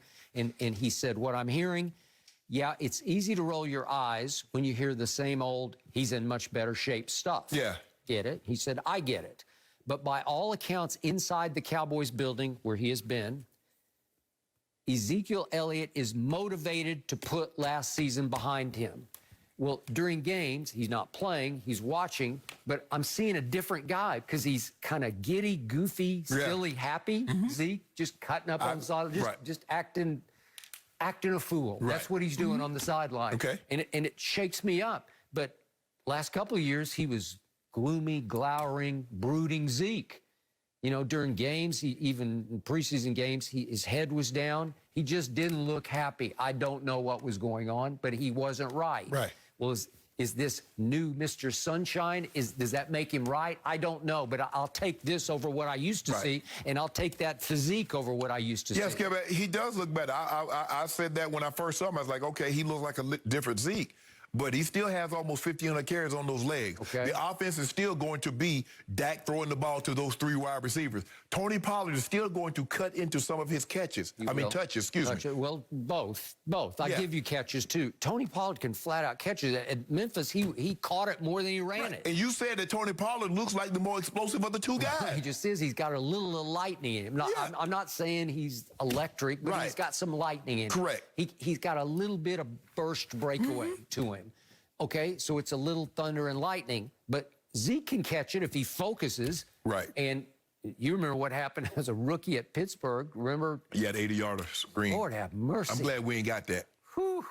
Oh, dude. Oh, no, we ain't got it. No, don't. One of these days, we'll go back. You know what? He doesn't deserve for us to show it. Okay. He needs to reprove himself this year. And you've said he's on a hotter seat than Dak is. Dak making $75 million, and I'm saying, Yeah, Dak's on the hot seat. okay, You well, said- you I believe say it's Zeke. Zeke's on the hot seat because he was on a, dare I say, a Hall of Fame path Yes. the first 3 years. Right. That's Hall of Fame arc, right? Yeah. And then what happened? I don't know what happened. He got paid. Dak got paid, but Zeke got paid first, and it made him the top paid running back in football. Right. And what did I tell you? He came back from his holdout at Cabo San Lucas, and he looked like he was still running in Cabo San during the year. Right. I don't know what happened to him. It looked like he got fat and happy because he got paid. Well, did he wake up this offseason and say, my career's in shambles? You know, like this is going to be a humiliating way to end because people are going to look back. If he fades into the background this year and next, it could be the end of him in this league. It's going to come to that at some point. Right. Pretty soon, because what do they always say about running backs? Your average lifespan is going to be about 3 years, Yeah. right? Yeah. Okay, but I did see one hopeful stat. I'm not sure I buy it, but it was because it was pretty bizarre. But there's a stat that high mileage running backs, high yardage running backs, Yeah. high carry running backs. Year six, they weirdly bounce back. Well, I got that on my side. Will it apply to Zeke? I have no idea because it's kind of it's one of those bizarre stats that you can't apply across all ages, you know, across generations of running backs. But okay, maybe. And he got Dak back, which he missed him last year because they are really close. That's one thing that's come very clear off Hard Knocks. Well, what did I tell you? Zeke has pushed successfully. He's in the quarterback game. I saw him. You know, and it's just weird to me because that's a Jerry saying, okay, if that's what you kids want, I'll let you. You know, they're all like his grandkids, you know, like, if that's what you want, my God, that's what we'll do. So he sits in the quarterback meetings because he likes Dak and he wants to be close. And I think he leans, like, emotionally on Dak to be, it's not like he's his big brother. He's just his brother. Right. You know, and he looks to brother to kind of show him the way and keep him in bounds. Okay? Great. So it feels like with Dak back, we hope, that Zeke will bounce back. But here's the thing, though, Skip. How does he get the amount of carries that he got in 16, 17, 18 when the offense is totally different? But it can't be totally different if you want to win football games. Whoa. You can't throw your way to a Super Bowl. You know it, and I know it. But I'm talking about bombs away. You can't do that. No, but I've been trying to tell you, and everybody that's come out here was trying to tell you, Zeke, and you're like, no. The whole show. But Dak, okay, do I miss the overachieving Dak fourth rounder? Because those first couple of years, he was the playmaker for that team. Yes. And he did it with his legs as well as his arm. Right. And all of a sudden, he's turned into a historical thrower of the football, yardage-wise, because he's on a historical pace early last year, and you dismissed it as a bunch of empty calories because they were on pace to go 0-4 till they stole the Atlanta game. But think about this, Skip. What did they do? They didn't go draft the number one offensive lineman to play left guard. Yeah. They went and traded for Amari Cooper. They drafted C.D. Lamb. That wasn't for Ezekiel Elliott. Okay, I get that. Jerry's box office. But I'm talking as a Cowboy fan who's objective. I just can't forget what Drew Brees told us at the 2016 Super Bowl, 2016 season Super Bowl, when we were there in Houston. He came on our show, remember, out in the park? And he said, we need to balance up because he looked back at the numbers, and the only balanced year they had was the year they won the Super Bowl, where they went 50-50. But that's how Drew thinks. That's not how Jerry thinks. Well, it's how I think. Okay. Well, you need to start calling plays then. Well, is it how Kellen Moore thinks? I mean, that's the important thing. Is it how Mike McCarthy Jerry, tell Kellen Moore how to think. Okay. You know what Jerry, now you done been around this man, you told me 1,000 hours, wrote 3 books. You know everybody that works in Jerry tells them how to think. Okay, what was Jimmy? What was the offense? Okay, what was it? What was Troy? What will Troy tell you to this day? I didn't get to throw a whole lot. They were not a passing football team. He was a great thrower of the football, but his stats, if you look at Troy's stats, they're very mundane. They're pedestrian because he was stuck being pedestrian because they handed the ball off to Emmett 60% of the time. Skip, but you had the all-time leading rusher. And that offensive line. And And the thing was, Emmett was a different type of running back. Emmett wasn't run to contact. No. Emmett wasn't a collision back. No. Emmett was running glass. You ain't getting no clean shot on Emmitt Smith. Never seen anything like him before. You ain't getting no clean shot on Emmett. You just couldn't hit him. No. You couldn't get a lick. First of all, you couldn't see him. Yeah. Because his offensive line was about 6'4", 325, 330. And he's about 5'9". Right. Yep. So by the time he hit behind Nate, two and Nate Western, so two Newton, and Gogan and Nate Newton and Step, come on, Skip. Eric Big Easy. Williams. Big Easy was on the Hall of Fame. Before he got in that car accident, Easy was their best offensive lineman. He was just nasty. Yeah. Okay, I got it. Zeke's still going to bounce back. Okay. And he's going to get enough carries to quiet you down across the table. So what's the number? 1,300 yards rushing this year? Yeah, I could do that. Well, it's 17 games, so that's right. I don't see it. 1,400. 14? Yeah, I'll go 14. Bounce back. Oh, you feeling real good this Zeke of morning? old. Well, he's feeling real good. So what they put in that Sometimes protein? he scares me how good he's feeling. Shake? I don't know, because I've been wondering, watching him on the sideline, how much candy have you eaten? Because you There's a got lot a of sugar candy high. on those tables that we've seen in Hard Knocks. They're all covered with candy. Now, I think we'd all like to see Zeke have a bounce-back year, but is Zach Wilson the next Patrick Mahomes? One former QB might think so. Don't go anywhere. Wow. No mercy, no mercy, no mercy, and I won't back down. Now, Zach Wilson has impressed for the Jets this preseason, and the rest of the NFL's taken notice. Tony Romo said that Wilson is going to be in the discussion as one of the league's top 3 to 5 quarterbacks very quickly, and even said the rookie has a Patrick Mahomes-like potential. So, Shannon, are you seeing what Romo is seeing? Boy, that's a very high bar to reach, Skip. Patrick Mahomes we've never seen a quarterback ascend quite as high as Patrick Mahomes at such a young age, and he still seems to be ascending. But I will concede this, Skip. This kid is extremely arm talented. Yep. He can make throws from different platforms. He feels very, very comfortable getting outside of the pocket, rolling left, rolling right. He can open his hips when he's rolling left, open his hip, throw back.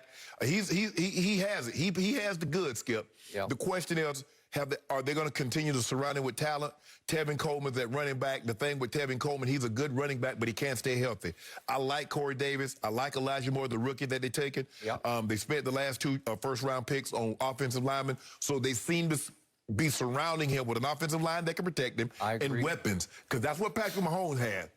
Kelsey, Tyreek, they had Sammy Watkins, Mecole Hardman, Pringle. They got guys that can help Patrick Mahomes, and that's what this kid's going to need. Patrick Mahomes stratosphere, I don't know about all that, Skip, but I will concede this. After watching him, he's a lot better than I thought what I saw at BYU, Skip. This kid has the potential to be really, really good. I hear you. I basically agree with you. But I warn you about Tony Romo. He has a great eye for talent, but sometimes he sees a little too much of himself in a young player. And I believe he's seeing himself in this kid, Zach Wilson. They both have those point guard feet, because Tony can really play basketball. And he operated in the pocket like a point guard. He couldn't run down the field if he escaped. And I don't think this kid is any speed demon. Right. But he has athletic feet, basketball-type quickness feet to escape out of the pocket and in and around the pocket. Right. And then he does have a whip of an arm. Yes. And it reminds me already, I'm going to go in reverse, but Spencer Rattler, who's the Heisman favorite for my Oklahoma Sooners, he's got one of those arms too. It's just one of those sort of rubbery arms, and it's just a whip. And it's what you call arm talent, where he can whip it, wing it from any sort of place and time, where he can do it on the move, he can do it off balance, off platform, and still be fairly on target with it so far. I like his demeanor because he's got cocky confidence in a good way. You can just see it. He exudes it. He's not afraid. He looks like he's about 10 years old. He does. But he plays mature football so far. My issue is that just like Tony Romo, he will try things he should not try.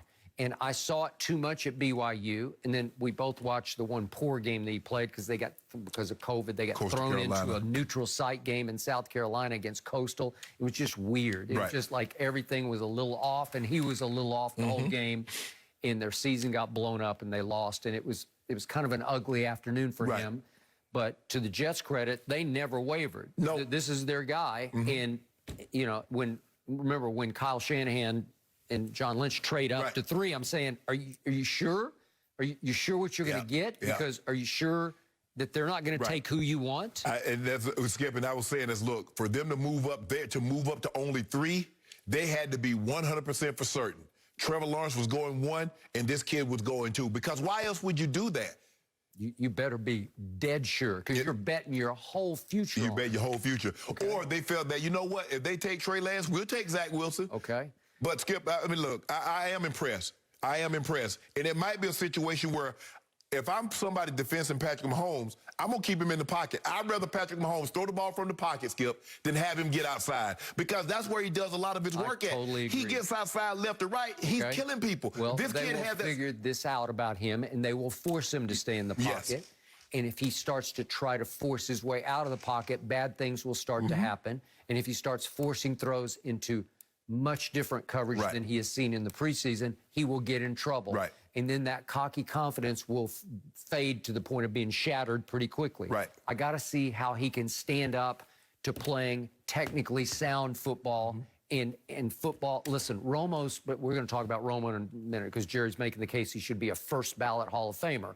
Well, I know Tony Romo inside and out. He could have great games, and he could do things that would astound you at how wrong they were. Because that was his life. Well, is that, once he's blessed Zach Wilson, does that mean Zach will take that career path where he will occasionally do Romo-esque things that'll make Jets fans say, I don't know where that came from? Well, you can't do that because you won't win a championship with a guy because he'll make the mistake. He'll make the mistake at the most inopportune of times. All turnovers aren't created equal, and that was Tony's biggest problem. Is that a turnover in the first quarter weighs a little less than a turnover in the fourth quarter. And that's what Tony was good at. It was those turnovers that, like, damn, we driving. Okay. And it would end the drive. You got that right. I lived through it, and I hate to even remember. What my favorite was against the Broncos. Oh, it was unbelievable. We're going to talk about it and show it in a little bit. But here's the point about these quarterbacks. Okay. What are there, 5 taken in the top 15? History would scream at you, at least 1 will fail. It's just the way it goes, right? At least 1, maybe 2 will not be what you think right now. Because right now, 4 of the 5 look spectacular. Starting with Mac Jones. Obviously, let's go to the top. Trevor against my Cowboys playing 2s and 3s. Look good. Oh, he looked all world. He looked like he was in playoff form, like he was a 10-year veteran getting ready for the playoffs. And then we obviously go to Justin Fields, who's had spectacular moments. He's been a little hit and miss on his accuracy, but spectacular moments, and I think he should be starting over Andy Dalton.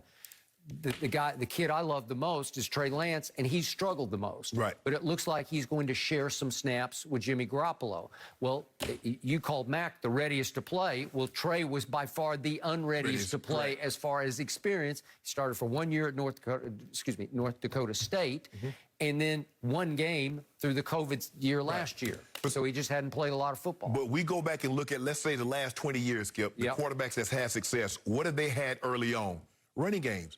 We look at Peyton Manning and say, well, he threw those turnovers. He had Hall of Famer Marshall Faulk in his backfield. Tom Brady, they ran the football the first several years. You look at Drew Brees, Phillip Rivers, he had LaDainian Tomlinson. So you look at Ben Roethlisberger, what did he have? You look at Eli Manning, what did he have? You got to look at, so you know what? Let's rely on the running game and not ask him to just throw. Patrick Mahomes is an anomaly, Skip, because they've really never had that 1,200-1,300-yard rusher, and he came into the league and Andy says, look, we turn it over to you. Do what you do. Okay, but it's what Andy does. Right. But that's the thing, Skip. So to say that's a really high bar that says, you know what? This kid has, okay, arm talent, but man, I'm gonna pump the brakes on that. I want to see a couple of years because he has the talent, he has the arm talent. But let's see if they've done a good enough job of putting pieces around it. Okay, I'd like to just see a couple of games. And not preseason. Real game, real bullets. All right, well, let's talk some more Lake Show. Should LeBron be worried about the age of the Lakers roster? Stick around. Nope. No mercy, no mercy, no mercy. And I won't back down. And I won't back down.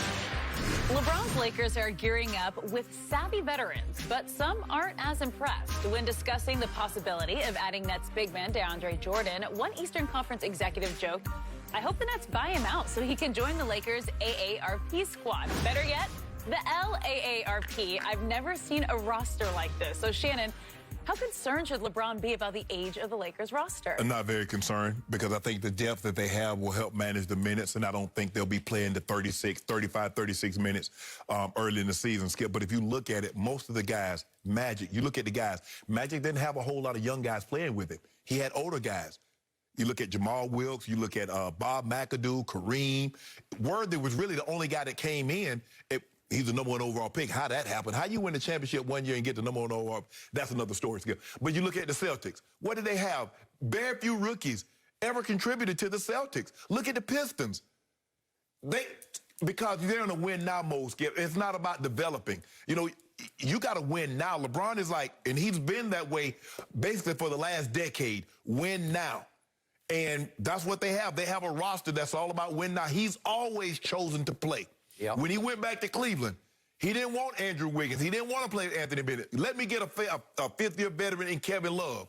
I want guys that's been there and knows what it's like, even though Kevin Love hadn't won anything, but he had played in the NBA and was an all-NBA player. Yep. So I think that's what LeBron is going towards. But I don't know why this Easter.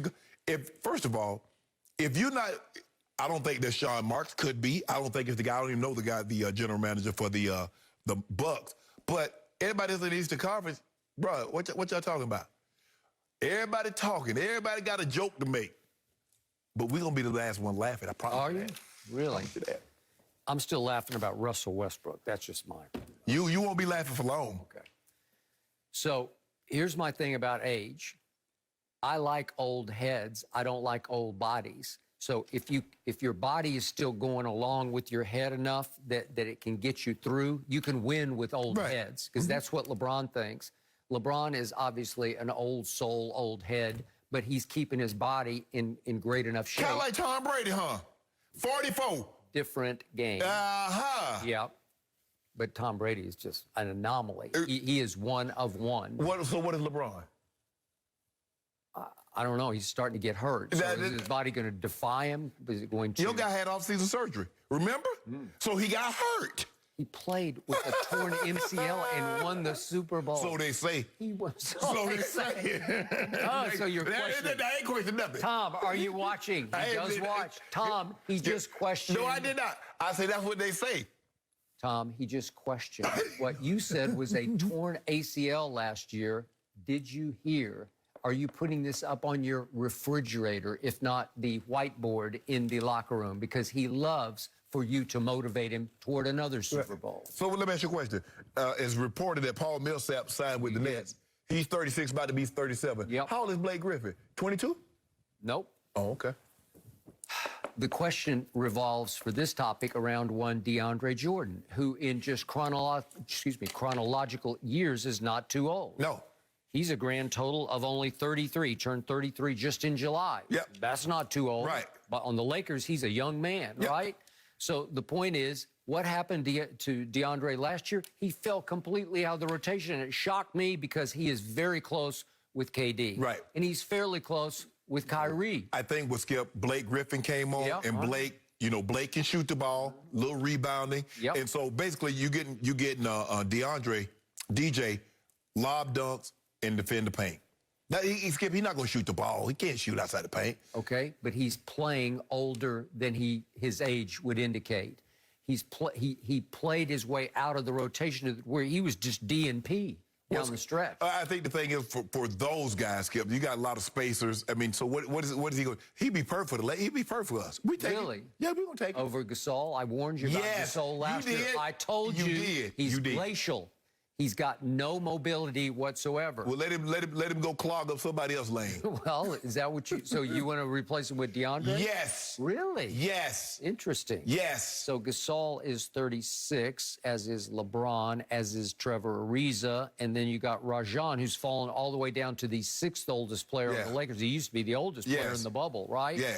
at 35 because he's a little younger at 35 than Dwight is at 35. And then we go all the way back to the top of the list. Carmelo is 37 years of age. Yeah, I mean, Gasol disappointed me. You talking about replacing with DeAndre Jordan. I'll replace it with Montel Jordan. Really? Yeah, Michael B. Jordan. Any of them more. Give me Gasol got to go. Really? Yep, I sure do. It's funny, in the Olympics, it appeared that his older brother, who played on the Olympic team, moved better than he did. He did. I liked him better. I'm like, Powell, where you been? I was thinking the same thing. I'm like, hold on, wait a minute. How is Powell with the gray, got the little gray showing? I said, how is he moving faster than his younger brother? I don't know, but it sure looked like it. Yeah, right? we're gonna get DeAndre Jordan. Watch all these lob dunks. Yeah. Westbrook, By the way, throw these lobs. Sterling's moving better than you are, right? No, he ain't moving better than me. He got to get his knee replaced. He already got a hip. He got a hip replaced? He already. Yeah. What's wrong with you, Sharpe? You're falling apart. We broke down. I told my mom. I said, yeah, you got a great athlete, but the makeup, we ain't mixed. No. Yeah. Okay. So if you add DeAndre, it will feel like you got even older. That's all right. He plays old. No, he doesn't. Yeah. You see all them lob dunks? Oh. Lob dunks. Hey, we gonna bring Lob 2. Lob City 2. Who's gonna lob it to him? Russ. Really? Braun. Now you know Braun throw them lob. What we doing to Dwight Howard, JaVale McGee, Lob City. That when LeBron come off that pick and roll, AD.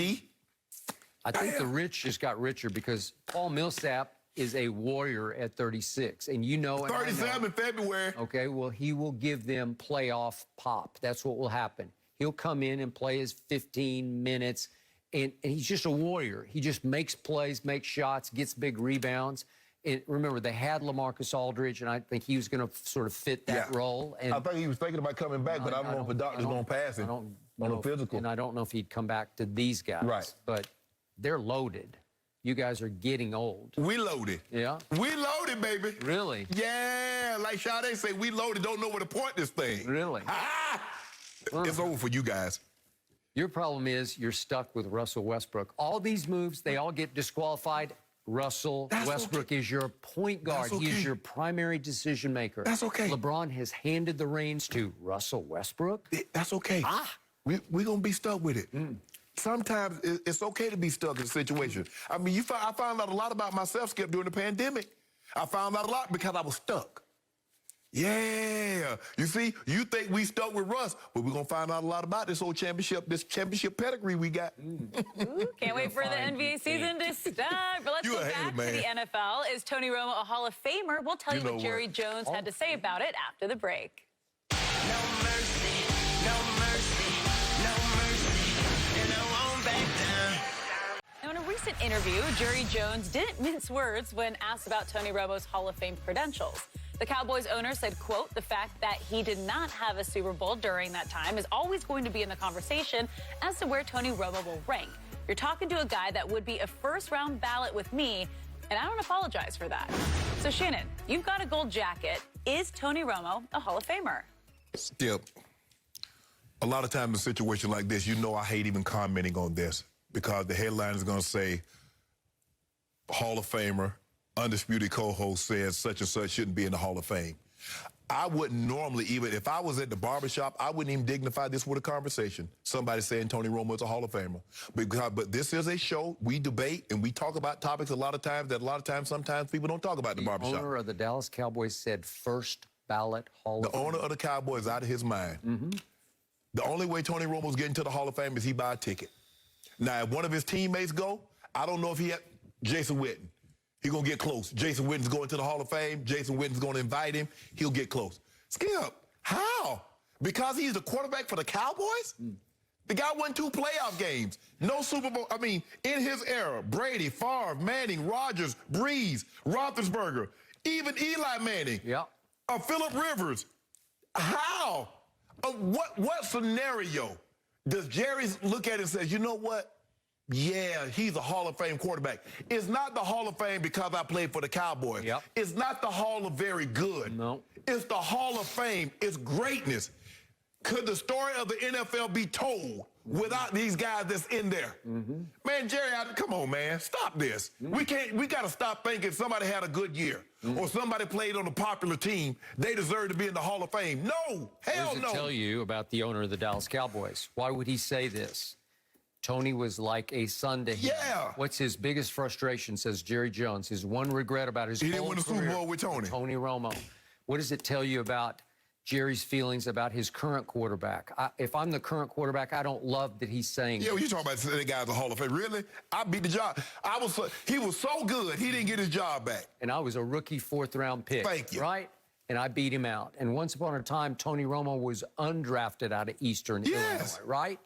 So let me say this. As a lifelong Cowboy fan, Tony Romo is was the most frustrating, maddening quarterback I ever tried to root for. Because I promise you, he had some Hall of Fame stretches, Hall of Fame flashes. He was the comeback kid. He had 24 fourth-quarter comebacks and 24 game-winning drives. Pretty high on the all-time list. But he could also, when you least expect it, turn into a choking dog. And yet, that one year in 2014, he led this league in completion percentage and led it in QBR and capped it off, I thought, with a win over Aaron Rodgers back in his home state of Wisconsin at Green Bay in a playoff game. And on 4th down, it was 4th and 2. Remember the throw that he made to Des Bryant? There it is. He caught it and he scored with it. Okay. He caught it and he scored with it. And if this is just classic bad luck Romo, because the ref, he raises his arms. He's right on the spot. Touchdown, he signals, and they overturn it and cost the Cowboys this game that they should have won. They could have gone on to Seattle to play the NFC Championship game against a Seattle. They had beaten that Seattle that regular season. That don't mean nothing. Well, it might have meant Super Bowl, here we come. New Orleans beat Tampa Would twice. that not have made Tony Romo a made man? Yeah. Yet there was 2012, he led the league in interceptions, and he made 4 Pro Bowls, and he was known as a tough guy who could be so fragile. How many times did he break his collarbone? About 16 times, right? And yet, how did his career start off? When did I first really lock in on Tony Romo? He's in Seattle at a playoff game, and he bobbles a snap. It's a chip shot field goal to win the game at the end of the game, and whoops. That should have foreshadowed things to come. It was Tony, Tony, oh no. There he is. Whoops, I'll run this in. He really couldn't run. He had good, quick. Babineau caught him from the back. He did. He caught him from the back. Really. And yet, the all-time classic Tony Romo game was when he threw for 506 yards against your Denver Broncos back in 2013. The final score was 51-48 because after Tony Romo had thrown 5 touchdown passes and no interceptions, we get down to the bitter end of the game, and all of a sudden he gets sacked on the first play, and on 2nd and long, he throws it to the wrong team. He throws it to Danny Trevathan. What are you doing, Tony? No! And he gives Peyton a chip shot field goal to walk off 51-48. Walk it off. One of the great performances you'll ever see. Got wasted. With one. And he had DeMarco Murray right there in front of him. Skip, watch DeMarco Murray. Look at DeMarco Murray, Skip. Look at DeMarco Murray. I know he went blind. He just went blind. I don't know. I couldn't sum up his career. He threw for 506 and 5 touchdowns against your Denver Broncos and lost 51-48 because that's pretty much the story of his career. Skip, the guy he won 2 playoff games in 10, 11 years. Yep. And one of them was controversial because against Detroit at home, they got a call. They did. Whoa. And then remember, they beat Donovan McNabb and Andy Reid the last game of the regular season and turned right around and got him in a home playoff game and beat him a second time. But Skip, Donovan McNabb has a more compelling case for the Hall of Fame than Tony Romo. Yep. At least D-Mac went to a Super Bowl. He won multiple playoff games. If Tony Romo did not play for the Cowboys, had the exact same career for somebody other than the Cowboys, this would not even be a discussion. This would not even be a topic. Okay, but trust me, there were games, there were stretches when you said, wow, that guy is something. Yeah, Skip, there have been a lot of guys, but Skip, look at all the guys in his era. Russell Wilson, you still got both the Mannings, Rodgers, Breeze. Well, Favre. Jerry Jones is a Hall of Famer just like you, and he says, come on down. Stop. Right? Stop. Well, at least he's having a strong broadcasting career. Yeah, he might go. Moving on, is Mac Jones not even the best rookie on the Patriots? Don't go anywhere. No mercy, no mercy, no mercy, and I won't back down. Well, Pro Football Focus named Rhamondre Stevenson to its all-rookie team. The Patriots rookie had 5 first downs and 5 touchdowns in the preseason and was so good that New England felt they could trade away Sony Michel. So, Skip, you said Stevenson can be a star. Belichick lets him. So, Shannon, can you see that happening? I don't see it happening, Skip, because with the exception of Corey Dillon, everything has been platoon. Everything has been running back by committee. It's always been LeGarrette Blount, Burkhead, James White, Deion Lewis, Skip. It's always been those guys. Sprinkle a little James Gray in there. And Damian Harris, who was the bell cow last year, along with Burkhead. Skip, I think it's going to be a similar situation. I don't see him getting enough carries where he's that bell cow back like you envision him. But I think he's a very good back, and I knew Sony Michel, it was going to be trouble for him after I saw this kid the first against Washington. Yep. But I don't see what you see because I don't think he gets the opportunities. I tweeted the moment he was stolen by Belichick in the 4th round. This is the steal of the draft. I told you going into the preseason, he's got star potential if Belichick will let him be, and I don't know that he'll let him be. No. And now Pro Football Focus made him first-team all-rookie in the preseason Yes. because he broke 13 tackles on only 30 carries. Right. I told you he's got dash and smash. He's got some speed, and he will run you over. Right. He's special, man. He is spectacular. Remember, he missed the first 5 games last year, and Spencer Rattler really struggled with that. That's the thing, Skip. I just don't believe he'll get the touches because Damian Harris is going to start and James Wright in there. But he looks impressive. That's it for us. Thanks for spending your morning with us. We'll be back tomorrow at 9:30 Eastern.